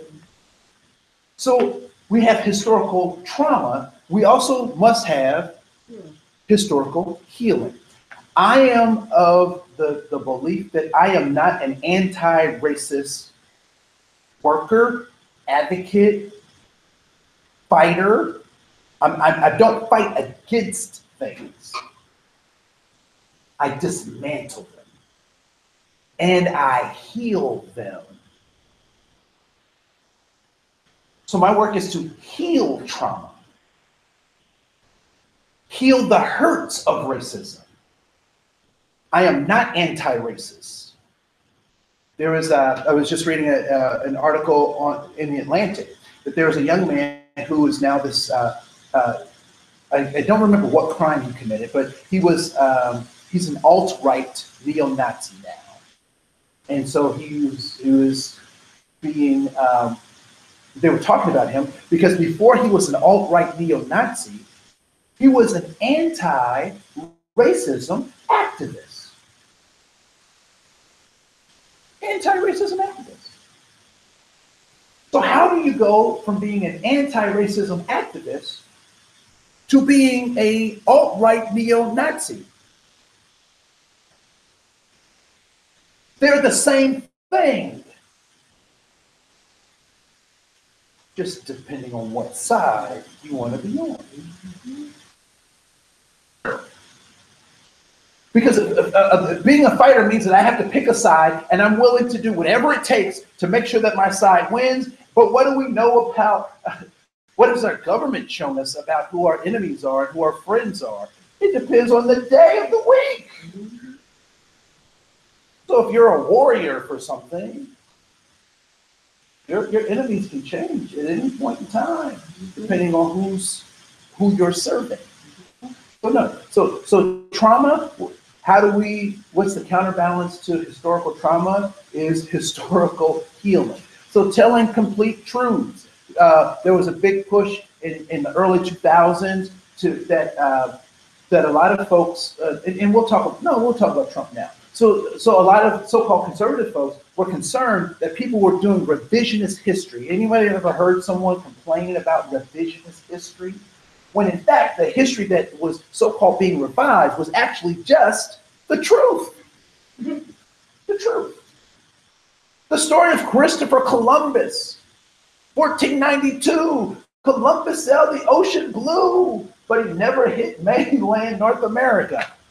Right? He hit the West Indies. So historical trauma can only be healed by historical truths. The Dakota 38 tell the whole story. We just had Thanksgiving in many cities throughout the United States, including Minneapolis for sure. I'm not sure if St. Paul did it, have declared that Indigenous Peoples Day because they want the truth to be told, which helps us to start to heal historical trauma. Lake Calhoun being renamed is an attempt to heal historical trauma by creating historical healing. The dismantling of, I don't believe that all of those civil rights monuments should be taken down. I do not believe that they all should be taken down. I do believe that they should be placed in their proper context.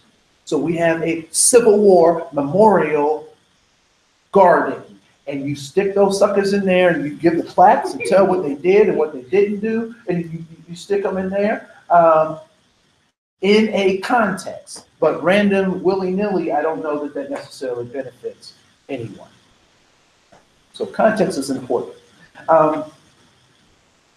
This idea of institutional racism, and so people oftentimes, and I want to explain what this is. So when I talked about what I started to understand about race, or who determines race, or how race is constructed, what two entities did I say in the United States are providing us language around race? What two entities? Commerce and labor, right? Both having to do with what? Money. So what that suggests to me is that race is a currency,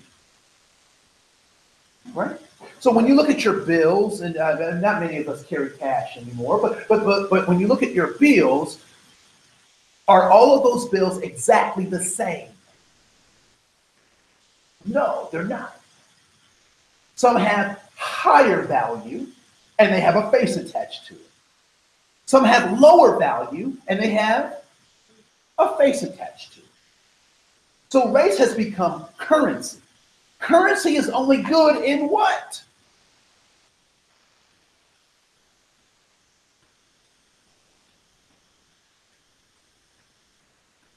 In the economy that what?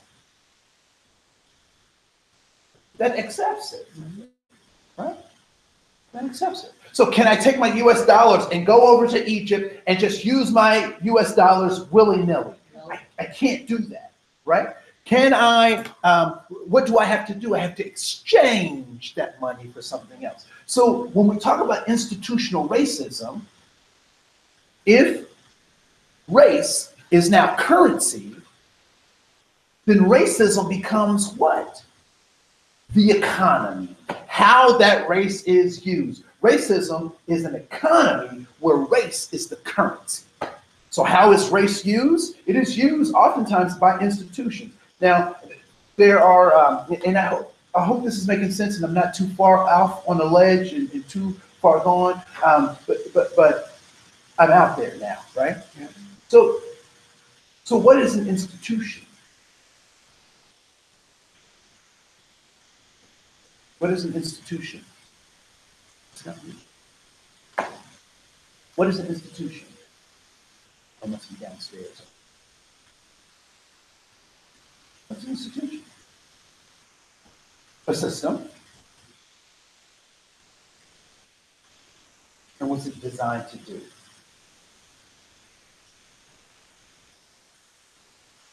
To make money. So in some cases to make money, but ultimately we talk about the institutions trying to fulfill their mission, right? And so then we have to ask ourselves, what is the mission of the organization? right? And when we talk about racism, there are institutions that were designed and geared to continue the economy of race, or using the economy of race. So those are institutional racism. So an example would be, and I point to these two data points, although there are more, but this is where people who don't agree or don't understand can like jump on board. What happened in 1863? 1863. It's right after a big civil war. The Civil War, right? So it's 1863. It's right after the Civil War. What happens? It's the beginning of Reconstruction, and President Lincoln does what for whom? The Emancipation Proclamation, right? Subsequently, in 1865, the 13th Amendment to the Constitution says that we will not have slavery in the United States except, but that's a whole other conversation, a whole other time, right? But so outlaw slavery, 1863. Are there institutions that are older than 1863 in the United States? Yes, there are, right? Many of them are universities that are older than 1863, right? So I would submit that any institution before 1863 that was established is a racist institution, because race became a determinant as to whether people could participate. Another data point that I also use is 1964. The Civil Rights Act of 1964. Are there institutions that were created before 1964? Yeah. Certainly, right? I would also go as far as to talk about institutions that were created before 1990 with the Americans with Disabilities Act. Right? These are institutions that are designed without the consideration of all these other folks to advance a racial ideology. Right? So when people try to battle you on that, just talk about that, right? This idea that there is institutional racism. Which means I want to offer a counterbalance. What's the counterbalance?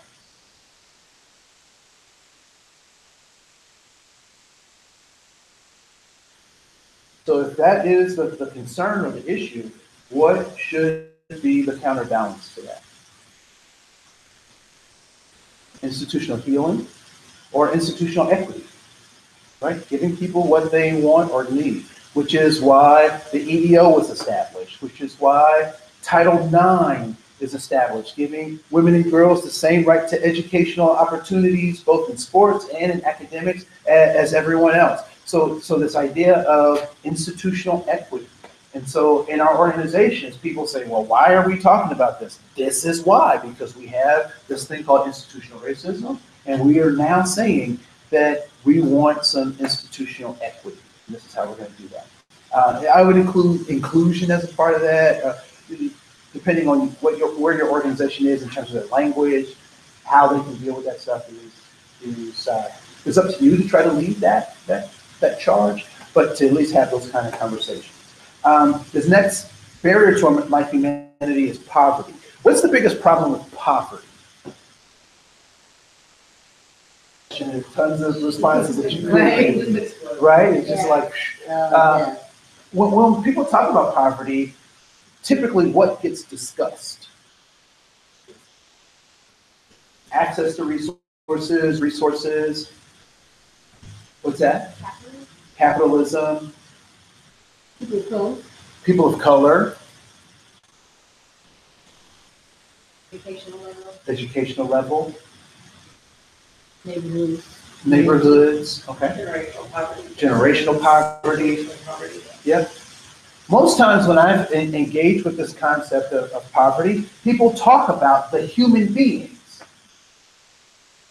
Human beings are doing or not doing. But they don't talk about the systems by which the people are doing or not doing. And so when we talk about poverty, what we really should be talking about are the systems of inequity, because people are responding to the system of inequity. I don't, again, going back to human motivation, right? People do what they think works, even when it's not yielding results. It is my belief that people are doing the best they can, given the information and the resources that they have. And if you're short, if you're sold something short, that's what you're gonna. Yeah. So I'm gonna spin out of control on that one. So let me just say that we don't spend enough time talking about the systems of inequity. And our current system and ideology is really built on the fact that we have to have, oh, this is what I was telling my niece. So I was telling my niece that where is anyone ever shopped at Walmart or Associated stores, right? Is it the most luxurious and compelling shopping experience you've ever had? No. Right? As to tell the truth, most people that I've talked to find it almost distasteful to shop in some of those environments because they're not very well kept or cared for, blah, blah, blah. But why do people keep going to that environment? It's cheap, low prices, affordable prices, proximity. Now, where does the savings come if material costs are the same? Labor. Which means that all of our low prices are being subsidized by who? People. So because I'm saving, someone else is sacrificing. When I think about slavery, it was that very same process. That someone sacrificed so I could save. One of the things the North does not like to talk about is that the South didn't sell its products to itself. So they are complicit in everything that happened in the South because they purchased it just like the rest of the world purchased it. So when we talk about poverty, we have to talk about the system of poverty that people are responding to. And if you don't understand that there's a system, then people's behaviors will seem strange to you, that they're responding to. So why are those people making those bad choices? Because there's a system of oppression that they're responding to. Right? Why would somebody use drugs instead of really dealing with their problems? Maybe the system has got their foot on their neck so much that that's the only way that they can see to get a little peace of mind. They have so many children. Why do they have so many children? What else can they afford to do?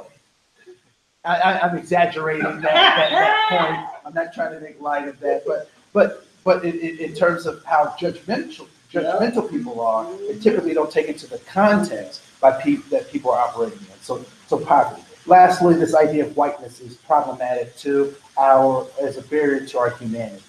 And what is the issue, or what might be an issue associated with this concept of whiteness? What might be a concern about this idea of whiteness?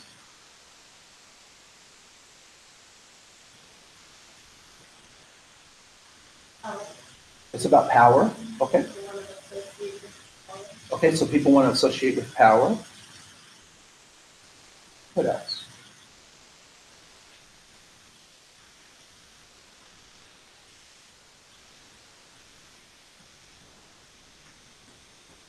Because of privilege, but in some sense, and you also kind of already know things into it, it's kind of assumed privilege. So, like, in general, like, people have privilege, but then you've got the poverty factor, so why aren't you like the other white people, if you're poor, if you're undocumented? What makes the concept of whiteness work? What is the underlying assumption of the concept of whiteness? Or one of many underlying concepts. That all white people are created equal. That all white people are created equal. That they all have the same currency. When in fact, what do white people say about white people who don't have the same currency? What do white people call white people who don't measure up to whiteness? They call them trailer trash. They call them rednecks. They call them what else? Honkies. They call them, right, what's that? Hillbillies. They go, right. So even this concept of whiteness, illusion. Whiteness is an illusion because you link it directly to another illusion, which was privilege. It's an illusion. Okay, so my school, it was probably 6 blocks down that way on the corner of Wheeler and University. And when I first started teaching, I come from St. Louis, Missouri, and in St. Louis, things are very black and white. It's very black and white. It's very Catholic, non-Catholic. Like, I mean, everybody knows what the game plan is, and everybody's cool. I mean, not really cool with it, but you understand, right? I mean, it's not like it's no confusion, right? So I'm teaching in class now. I had goody kids. Like, you tell the kids to sit down, and they actually like sat down. You told them to be quiet, like they were quiet, like, kind of like you guys, right? You know. So I came into the classroom, and this white kid had his pants sagging down to the side, had his hat off to the side too, and he came up and he had the swag. I was looking at this white kid. I was like, "What is wrong? What is this?" I was like, "This kid is acting black." Then I had to check myself. I had to check my own self, and I started asking myself, "Well, what is acting black? Right. Like what is that really?" Right? So I had to check myself on that. But he came in and he all the swag. Yo, what's up, Teach? Like, wait a minute. Wait a minute. That's not how that's going down in the classroom, right? So, you know, at the least you can call me Andre, you know, Mr. Koen, whatever. You know. But I was baffled by that, baffled, until I figured something out. Why was the kid acting like that? Context. Yep. Context. Do you remember being young? What was the last thing you wanted to do being young with your peers? What's that? Yeah, stand out. Didn't want to stand out. Blend it in as much as you could, or stand out in the way that they thought was cool, right? But yeah, no. Why is this white boy? Yo, what's up, Teach? Why is he swagging in my class? Context. That's what he needs to do to survive. And so what we don't typically understand is that this idea of poverty is contextual. That this idea of whiteness is contextual. And that if we want to understand people's behaviors, we got to understand where they come from. Does not mean I agree with it. Doesn't mean, and quite frankly, I don't have to. Why? Because they're going to do it anyway. I just got to understand. I have to figure out how to understand. So there's that. So whiteness is problematic because this idea of blackness is also problematic. You know, wearing your hat to the side and swagging, that's not black. That's something cultural that people have done to try to adapt in an environment where they don't think they can be seen. Ever been at a stoplight and a group of young people decide to cross the street? Why is it that before they started crossing the street, they were, you know, having fun, they could move real easy, but as soon as they get in front of my car, they slow down. And then had a nerve to look at you like, you know what they're saying? You don't see me any other time, but you will see me right now. Right?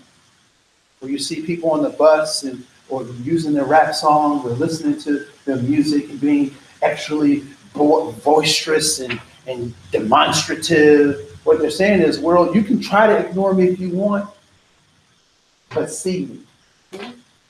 Let's see. So let's move on. I want to at least try to get through this whole packet. So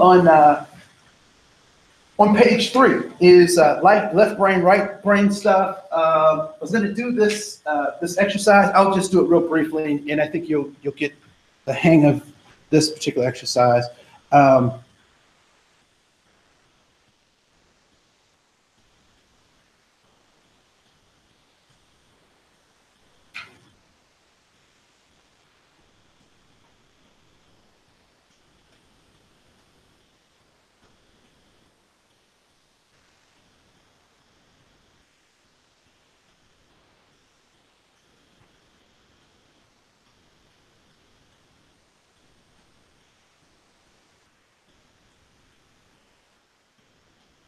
I'll just stop right there. So typically, when I'm working with my college students, my college class, I'll show this video, and I'll ask them in terms of their left brain, right brain, what are the facts of this? And then I ask them what do they see in this, right? So the facts are it's white on a black background, it drops slowly, blah, blah, blah. But then I ask them what do they see in this particular art piece, right? And that's to get to the left brain, right brain pieces. But at the bottom, what I'd like for you to do is it says, we don't see the world as it is, we see it as we are. What do you think that means? What do you think that means? We don't see the world as it is, but we see it as we are. Again, isn't it about context? Okay, so it could be about context. What about that? Say more. Well, that's all you know. That's all you can actually fathom.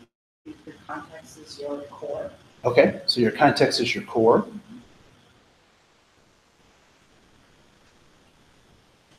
Along with that, you're looking at it through your personal background, your upbringing, maybe experiences that you've had. So we're not all reacting to what's going on the same way. It's more really subjective. All right, so it's more subjective. Cool. What I'd like for you to do, and next to your brain, is I want you to draw a bicycle. Has anyone ever ridden a bicycle? Okay, have you seen a bicycle? All right, cool. I want you to draw a bicycle. As best.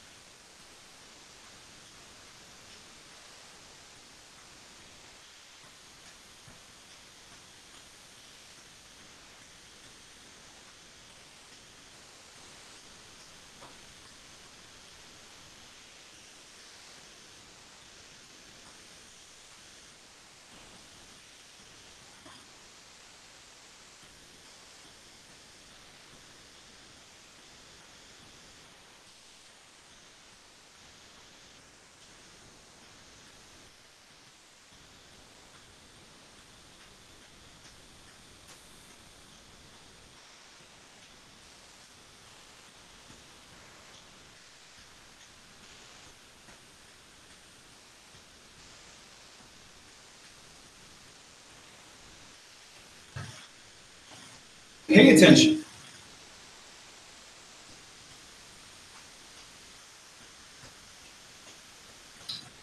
All right, stop right there. And I'm going to play a video from Brain Games. Anyone ever seen Brain Games? All right, cool. So let's watch this. We're about to test your common sense. Take a look at the drawing on your screen. We've got a question for you. If this bus started driving forward, which direction would it move? Left or right? Not so obvious, is it? While you're struggling with this, would it surprise you to know that nearly 80% of children under the age of 10 can answer this question instantly? So, why is it so difficult? Still, most of us navigate our daily lives with relative ease. Drive your car, cook your food, use your computers, and talk on the phone like you were born to do it. But have you ever stopped to think about the things you don't know? And we're not just talking about what you did or didn't learn in the classroom. We're asking some college students the same question. We come to school and we learn history and math and science, but all too often we fail to learn how the world really works. Think about the things that we take for granted, the ubiquitous things we use in our everyday lives, like cell phones, or even a zipper. As simple as a zipper looks, do you actually understand how it works? Stop for a second. Why don't you take a minute to think about it? You likely use a zipper every single day, but how does a zipper actually work? How does this simple device interlock two sets of teeth that you otherwise can't connect by hand? Harder to explain than you thought? We'll explain it in just a bit. And it's okay if you don't understand it. You don't actually need to fully understand a zipper to prevent a wardrobe malfunction like my friend over here. The truth is, we don't know how much we don't know. So let's go back to this bus. Have you figured out yet which direction it would move if it started driving forward? The answer is to the left. But why? I told you before that most kids under the age of 10 could get this right. Don't take our words for it. Take theirs. Which way is this bus going? That way. Why do you think that this is the front? Because the door is on the other side. This way I'm like. The door is on the other side of the bus, so the driver can let the passengers off at the curb. Kids know this better than anyone. But how do you know? Because we're smart.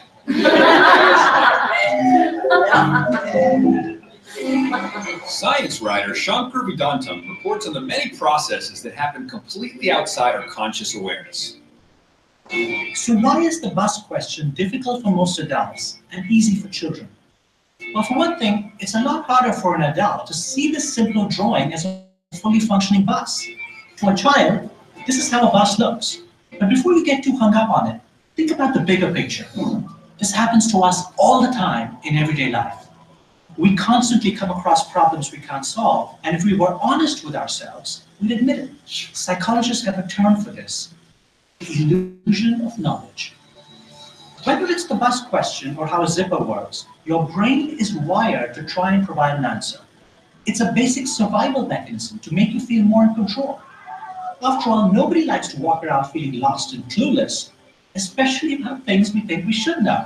The best way to see just how your brain fills in the blanks for you is to challenge it to get detailed about how a specific object works. Take a bike, for example. I'm setting up this next experiment, created by psychologist Rebecca Lawson, to see if our college students can do this very simple test. So I have an assignment for you guys today. It's called Draw a Bike. You guys have all ridden bicycles before, right? You know what a bicycle looks like. It's got some wheels, etc. Yeah? Who knows what a bicycle looks like? All right, good. Sounds easy, right? Well, let's see how you would do it. Stop. Pay attention. Take a look at these 4 drawings of bicycles. Only one of them could actually work, but it's up to you to decide which one it is. Have you made your choice?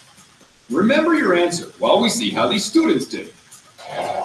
It turns out that over 90% of our participants drew totally unrealistic bicycles. How can it be so hard for smart people to draw a simple bike? So we've actually created these bikes here that reflect the most common mistakes that people make when they draw bicycles. You'll be happy to know that a lot of you guys match these perfectly. Let's see if you can spot which bike is actually functioning. The first one is this white bike over here. All right, so, Anne, tell me, here's your drawing. What's wrong with your drawing? What's wrong with this bike? I have an extra bar there. Which does what? You can't steer the bike. You can't steer the bike. Your prize is riding this mistake all the way down this campus. Okay, you don't have to do it anymore. I was very confident that I'd be able to draw a bicycle, but clearly I didn't do so well. Anne's bike looked like this. Option A. Is this the bike you picked? If so, you'd have a problem too. Moving on. Oh, no. Lauren, can you tell me what your mistake was. Well, it looks like it's backwards. Yes. Are you surprised that you sort of messed this up? I'm really surprised because my brain went, I know how to draw a bike. I even added a bell on my picture. Would you like to see her ride this bike? No, it's totally not working. I was so confident in my bicycle, I didn't even realize that it was backwards. Lauren's bike looked like this. Option B. If you pick this one, then you'd be out of luck. So now we're down to 2 bikes. Dalton's bike looked like option C. Did you pick that one? That's incorrect too. It doesn't even have a place for pedals. That's beautiful. But if you picked option D, like Wesley's bike, then congratulations. You've been paying attention to your bicycle.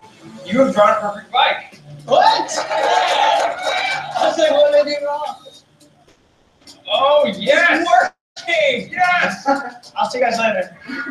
You know, our mental models of the world are not always as accurate as we think they are. But our brain doesn't like to feel unsure of itself, so it overcompensates and it makes you feel more confident than perhaps you should be in many instances.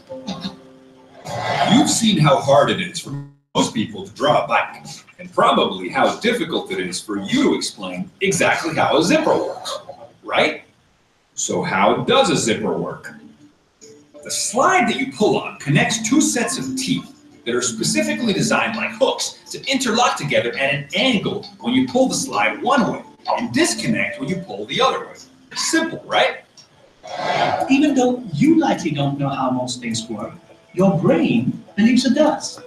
Your brain would rather pretend to know something than to admit it doesn't, in order to maintain this illusion that it knows all about the world. This illusion of knowledge brings about a false sense of security in what you think you know, and also leads your brain to become overconfident in decisions you make every day. We close this before it goes to the next video. All right, good. That's the perfect answer for, look at the situation. And say to someone, let me believe this, and I believe this. Yep. Yep. So, other things that stood out for you in the video. So how did your bike compare? I don't know. Yours would not have been able to steer. So drove bad. Because you didn't draw a bike. You don't really think about it, you know? You don't really think about I drive all the time, I don't ride a book. it. Right. You drive all the time, you don't ride a bike. Like when I was a kid, I don't ride a bike. Yeah. I had to think about it for a minute, twice, and I was like, oh God, Yeah. oh, that's something. I'd seen that episode, and so I was just like, I know I'm gonna do it wrong. I Yeah. know I'm gonna do it wrong. Right? So no, we think we know. So what's the moral of the lesson of this? I know everything. So not only do we not know everything, what's that? I think we do. We think we do, which means that we have to do what? Question, right? So anytime I jump, I make an assumption, I go, oh, let me back up, let me see, let me think. Now, this is something that is important for us to recognize, is that this is the burden of being a thoughtful person. Because people who aren't thoughtful, how do they run around? Thinking they know everything. Yeah, I just know everything, and I'm right, and you're wrong because blah, blah, blah. And don't challenge me because you might make me think. Yeah. Don't make me think. And if I can shut down your thinking, then I've won. And if I can call you a name or make you feel little or disrespected, and that causes you to have a feeling about something, what do we know about feelings in cognitive awareness? When you start feeling too much, you're not thinking as much. And so name calling, bullying, that's got nothing to do with power. It's got everything to do with trying to shut down your cognitive reasoning. People will vote against their very best interests. because they're not thinking. They're feeling, and feelings have their place. They're the fuel that gets us that gets us moving and motivated. But if people hijack those emotions, sometimes if we're not conscious, we'll fall right into a trap that they've set for us. I saw an interview with Gingrich. Yeah. Recently, from last year. And he was talking about how, well, people are feeling that there's more violence. Well, in the interview, it was like, well, statistically, there's less. Well, and he just kept saying, well, people feel that there's more. Well, could it be that they're just seeing more violence? And he just kept saying, well, people feel this way, people feel this way. And so it's like, they know, like, some people who, I think, people of power know that. Yeah. Like, advertising is all about getting you to feel a certain way. So one of the things that we don't know about Steve Bannon, or that is not, it's in the public. Here's another thing so people have talked about misinformation, and I'm not worried about misinformation. What I am worried about is too much information, because you can drown out real stuff by just overwhelming people with the amount of information that you give them, right? So Steve Bannon, I think he's probably the most dangerous person in America. And the reason that I think that is because of what he did prior to all of this political stuff. The political stuff, I believe, anyway, I think he's one of the most dangerous people in America. He ran an experiment. So many of you may have remembered there was an experiment called Earth One, which was a closed environment where they were trying to see how, testing for space, how plants and animals would do in a closed environment. So they locked people in this environment. I think it was a 3-year experiment to see how plants and people would do in this closed environment. Well, there was a second experiment called Earth 2, which was run by Steve Bannon. And their focus was not on the plants and animals, but of the psychology of the people in Earth 2. And now he is the side man to the president, which I find personally concerning, because he has an experience with human nature that many humans, or insights into human nature that most people are not aware of. If I said I was a con man, you certainly would look at me differently than if I just ran the con, right? So I'm concerned about that. We also have to recognize what the election of Donald Trump meant in terms of looking at the psychology, right? This illusion of knowledge. And what we don't understand, particularly those people who have leftist leanings or liberal leanings, is that we've been doped into this conversation about being Republican or Democrat. And what are the symbols, and not the animal symbols, but the color scheme that is used to represent that particular, that dichotomy? Red and blue, right? I find that interesting because we villainize our young people who have also been duped into this because their gang affiliations happen to fall along these color lines of red and blue. Red and blue. So what is red supposed to represent in terms of that political dichotomy?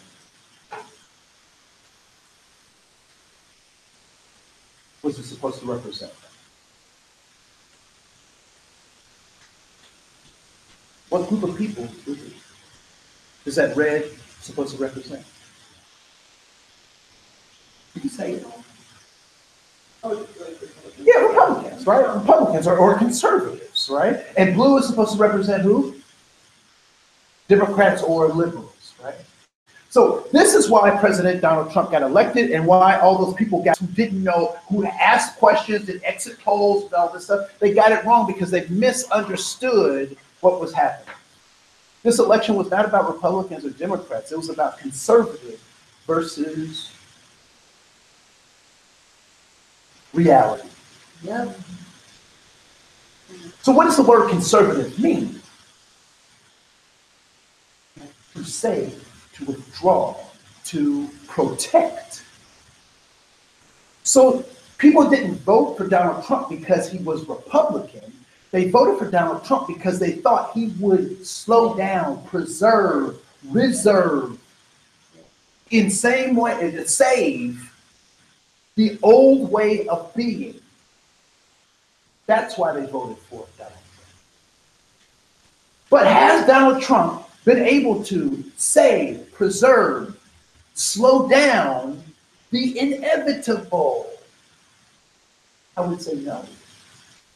So for those of us who consider ourselves to be thinking human beings, we have to recognize where those so-called those people are coming from, those conservative people, and speak to them in a language that is helpful to help them understand that this change is happening anyway.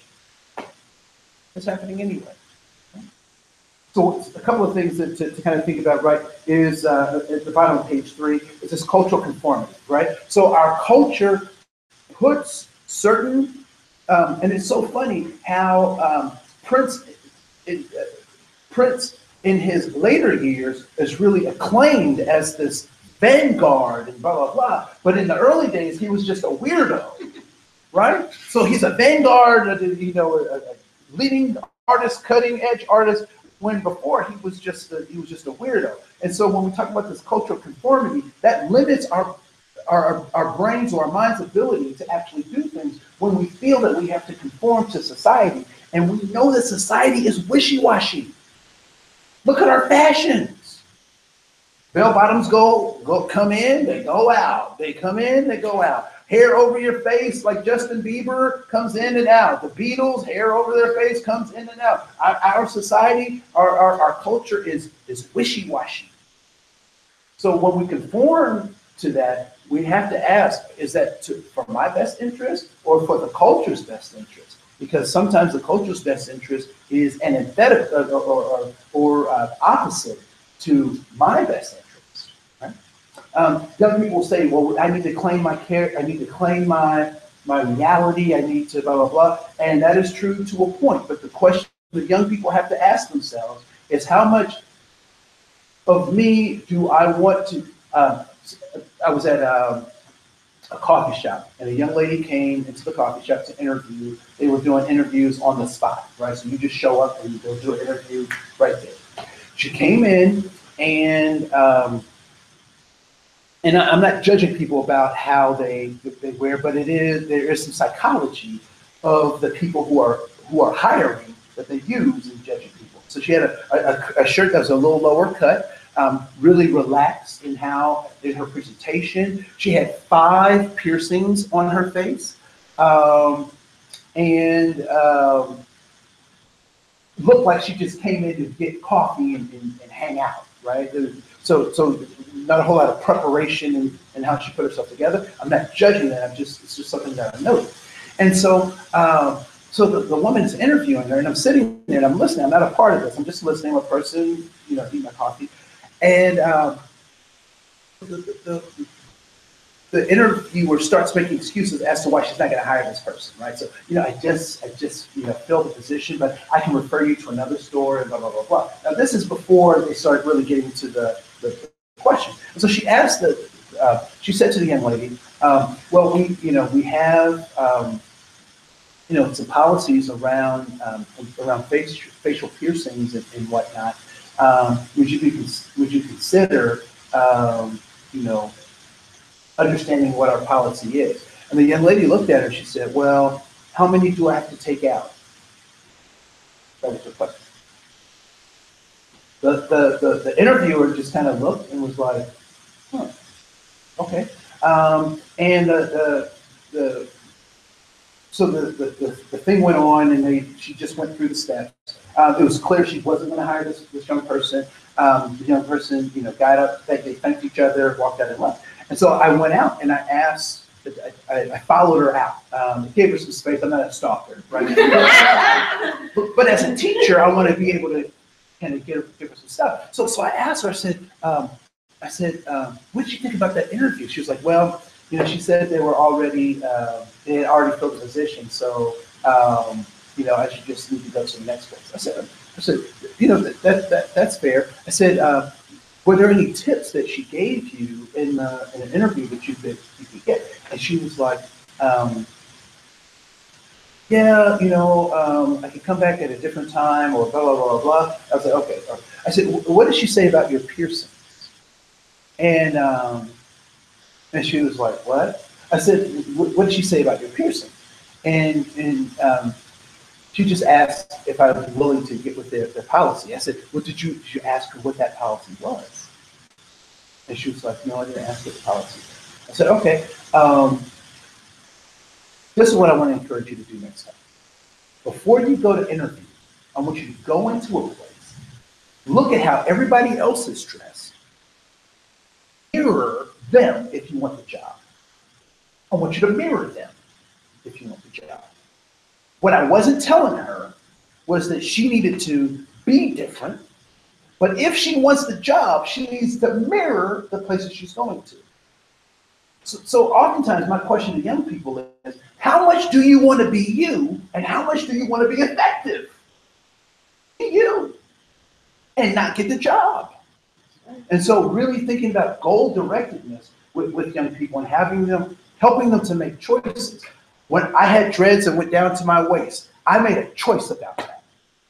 And I was willing to accept the consequences for that choice, which meant there were some jobs I was not going to get. But it also meant there were certain jobs I was not going to apply for, right?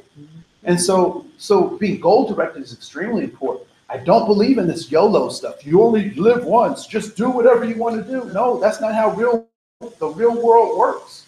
Our life is about making choices and saying, how much of myself am I willing to sacrifice to get this thing in? Trying to get my daughter to a particular school, and it's going to cost me a lot of money to do it. But guess what? If I have to eat rice and beans for the rest of her I'm going to eat rice and beans because that's my choice. As opposed to me saying, no, they need to, da, da, da. No, I either need to come up or I need to look for it to have another goal. Okay?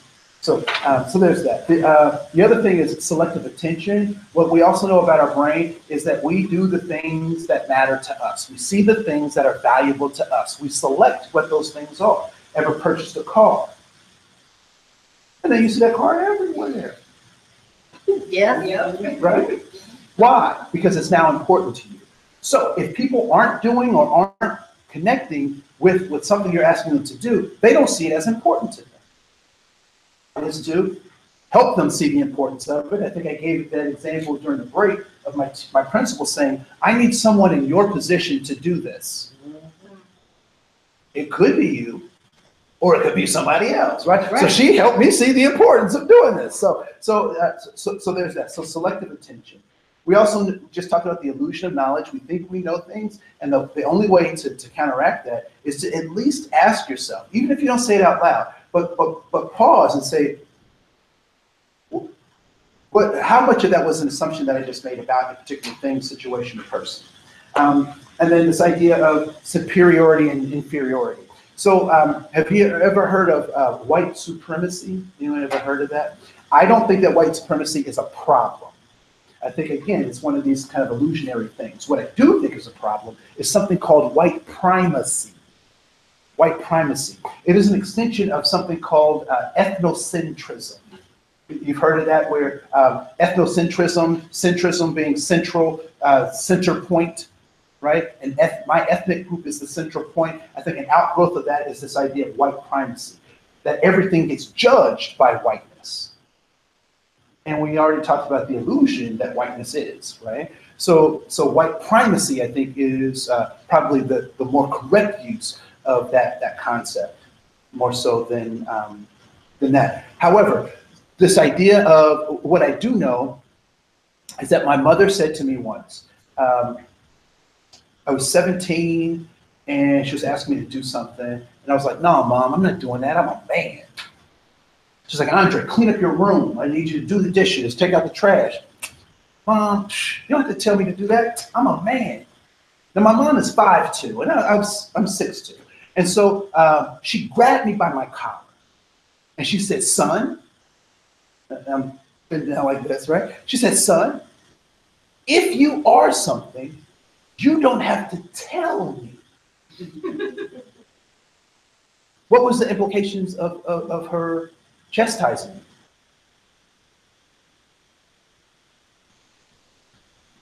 What do you think I did after that little talk? Do what she told you to do, because she reminded you of who she was. Not only did I do what she told me to do, I did things before she had to tell me. Why did I do things before she had to tell me?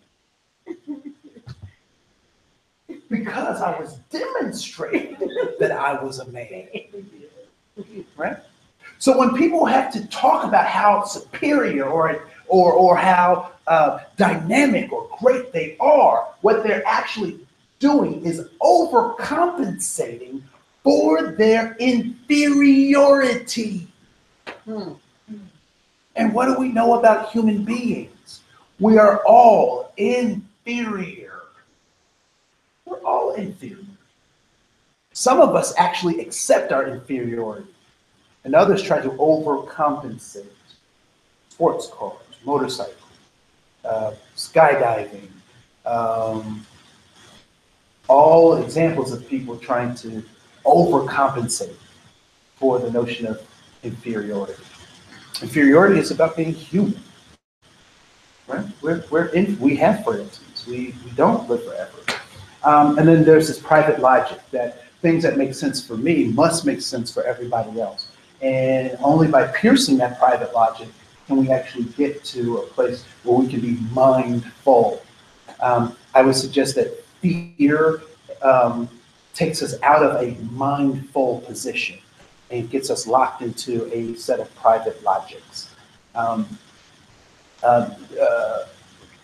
Racial stereotypes and other things really trap us into these private logics. And what happens when you mull over the stuff by yourself long enough? You start to believe it, right? I'm not talking about clinical depression, but I will speak about the blues. That I know that the longer I stay by myself with my blues, the more true and the more righteous I am in being blue. And until I interact with other people and they give me a contrary or a contradictory way of looking at the world, that's when I'm actually able to pull myself out or allow them to show me the light to get out of my blues. And then there's this idea of psychic armor, that there is a certain degree of psychic armor that people wear or have to wear to make it through a society. And we oftentimes refer to that as self-talk, that I have to talk myself into things. I can also talk myself out of things. Certain ways that I have to prepare, mentally prepare myself to engage. I think women oftentimes have pretty thick psychic armor, and so to ask someone, why are you not smiling or why are you not making eye contact, it's pretty obvious that they've been saying no to sex since they were 8 years old, or advances in some kind of way. So that psychic armor can become very thick, right? Kids in urban areas who have to deal with systemic oppression come off very hostile or violent. Why? Because their psychic armor has become very thick. And the only problem with psychic armor is sometimes we don't know when to take it off, right? and make those adjustments. Let me go to page 3 really quick. We've talked a lot about, page 4, I'm sorry, the next page. We've talked a lot about this idea of context and everything. The dinosaurs aren't here because they couldn't adapt to the context. I would submit to you that culture comes out of context. It is a response to the context. A woman said to me, I made a statement in the presentation, and it said that Sunday is the most segregated day of the week. And her comment back to me was, isn't that because African Americans would like to have a respite from white people, and Sunday is the time that they do that? I wanted to let her know that Black people never get a respite from white people, even in their places of worship, right? Because in the stained glass of the Lutheran Church, where my Black congregation resides, is the white Jesus. So that can't be why that is. And actually, I really asked her to think about the cultural context as to why Sunday, particularly for Christians, is still segregated, and what are those roots for that segregation? So context is everything. We know that, that culture comes out of context, and culture is made up of two parts. It is the artifacts, which are the green parts of the carrot, and the values, which are the root of the carrot. And when we think about this idea of cultural competence, we have the competence is understanding that there are artifacts and that there are values. And so when I see people's clothing, what I see is a physical manifestation of their values. I think cultural competence has been augmented to mean something either different or more complicated than it needs to be. The competence is in recognizing that as you sit here, your clothing is sending me a message, that your demeanor is sending me a message. And those are all rooted in your values. At the bottom of page 4 are some ways that we can take charge of our brain. First, we have to create positive social networks, whether those are big networks or small networks. That is our responsibility to do that, because the environments that I'm in help shape and mold how my brain interacts with the world. That anxiety is good. It is a motivator. However, if we're not able to move, then anxiety creates something called feedback, right? You ever been in an auditorium and a microphone squeaks? That's feedback. So anxiety that is not able to be used becomes feedback, and that's where negative anxiety stems from. We have to recognize points in the truth. So we know that truth, the facts and truth are not related. We can look at our solar system as an example, right? So the solar system had 9 planets and now has 8. Why? Because the facts and the truth are not related. Those bodies are still out there, but we have a new truth based on how we interpret those facts. Do not abuse your brain. So, doing things, so not eating properly, not resting properly, those are abuses of the brain. Not thinking is an abuse of the brain. And then question everything. Know that facts are not the truth. That our mind is constructed, that it's building on top of everything else. So be careful with your mind, your brain. Be careful what you think about. Be careful what you watch. Be careful what you read. Be critical and all of those things.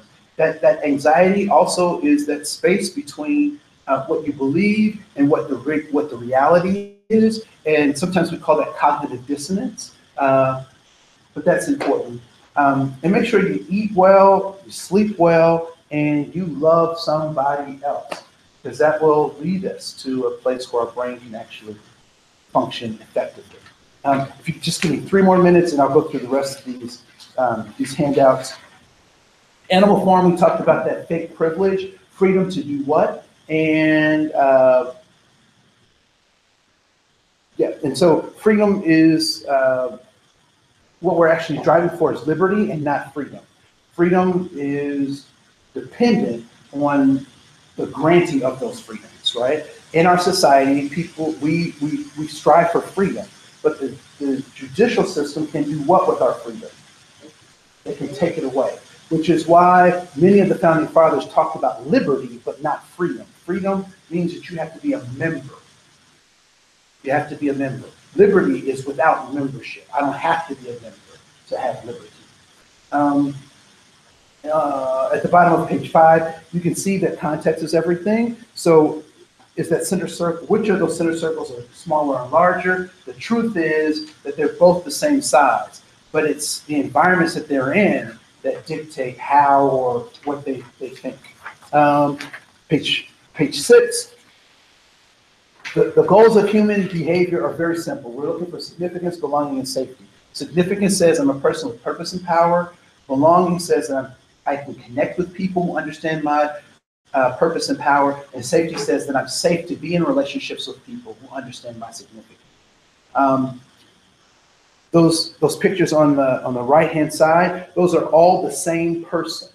The pictures are the same. The top 3 are the same, and the bottom are also the same, but they're colored different. They're shaded different. And so when we talk about this idea of race, we recognize that it doesn't exist. It's just gradations in human experience. And then all white people aren't created equal.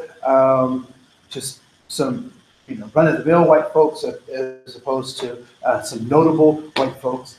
And then the picture of the gentleman. How you interpret what he wears says more about you than it does about him. He's the same person whether he's in his sweatsuit or he's in his military form. But how you think about him is more about you than it is about him. And then we can talk about the conscious, subconscious, and creative subconscious. The conscious just takes in information. Your subconscious stores that information, and your creative subconscious acts on those things that's in the subconscious. And this process works. It doesn't care what's inside of it. It just automatically works. So your responsibility is to make sure you're putting in your brain what you want to come out of it. And then lastly, when all lives matter, we start talking about the table. And too often we've talked about social justice and flipping roles and moving these people here or granting this to that, when in fact we haven't spent enough time talking about the systems that we're using to try to make those differentiations. And then lastly, there's dignity and honor of being human. The last 2 pages are just assessments for you to use for yourself. And then that page 8 are just some exercises to challenge your brain to think in new and different ways. So letter A, there's both a bird and an island. Letter B, there's 2 ways to see that word or that picture. And then the last 2 I'll give you are number 2, which is you can actually make sense out of nonsense. And at number 3, there's a word that you should be able to see that is in those shapes, and the word's fly. If you could just write that right under the house, write the word fly, and at some point you'll be able to see it. And when you do, I expect an email. All right? So that's our workshop. I have access to the PowerPoint that I can make available to you. We didn't go on everything in the PowerPoint because there's a bunch of videos that I didn't think we needed to because our conversation is so rich here. So any last thoughts, comments, concerns? You said to have our phones up for. Yeah, just in case you wanted to leave questions or make comments during the session. Did anyone take advantage of that by chance? No? Okay, cool. Then I won't check it. But if you wanted to leave some comments during the session, that's why I wanted you to leave your phones out. I'm sorry? Yeah, it's right on the front page in probably smaller letters than it should be. I also have, I think I have some cards with. Yeah, I do have cards. So if anyone's interested. Yes. To do funerals and bar mitzvahs, riots, big birthday parties.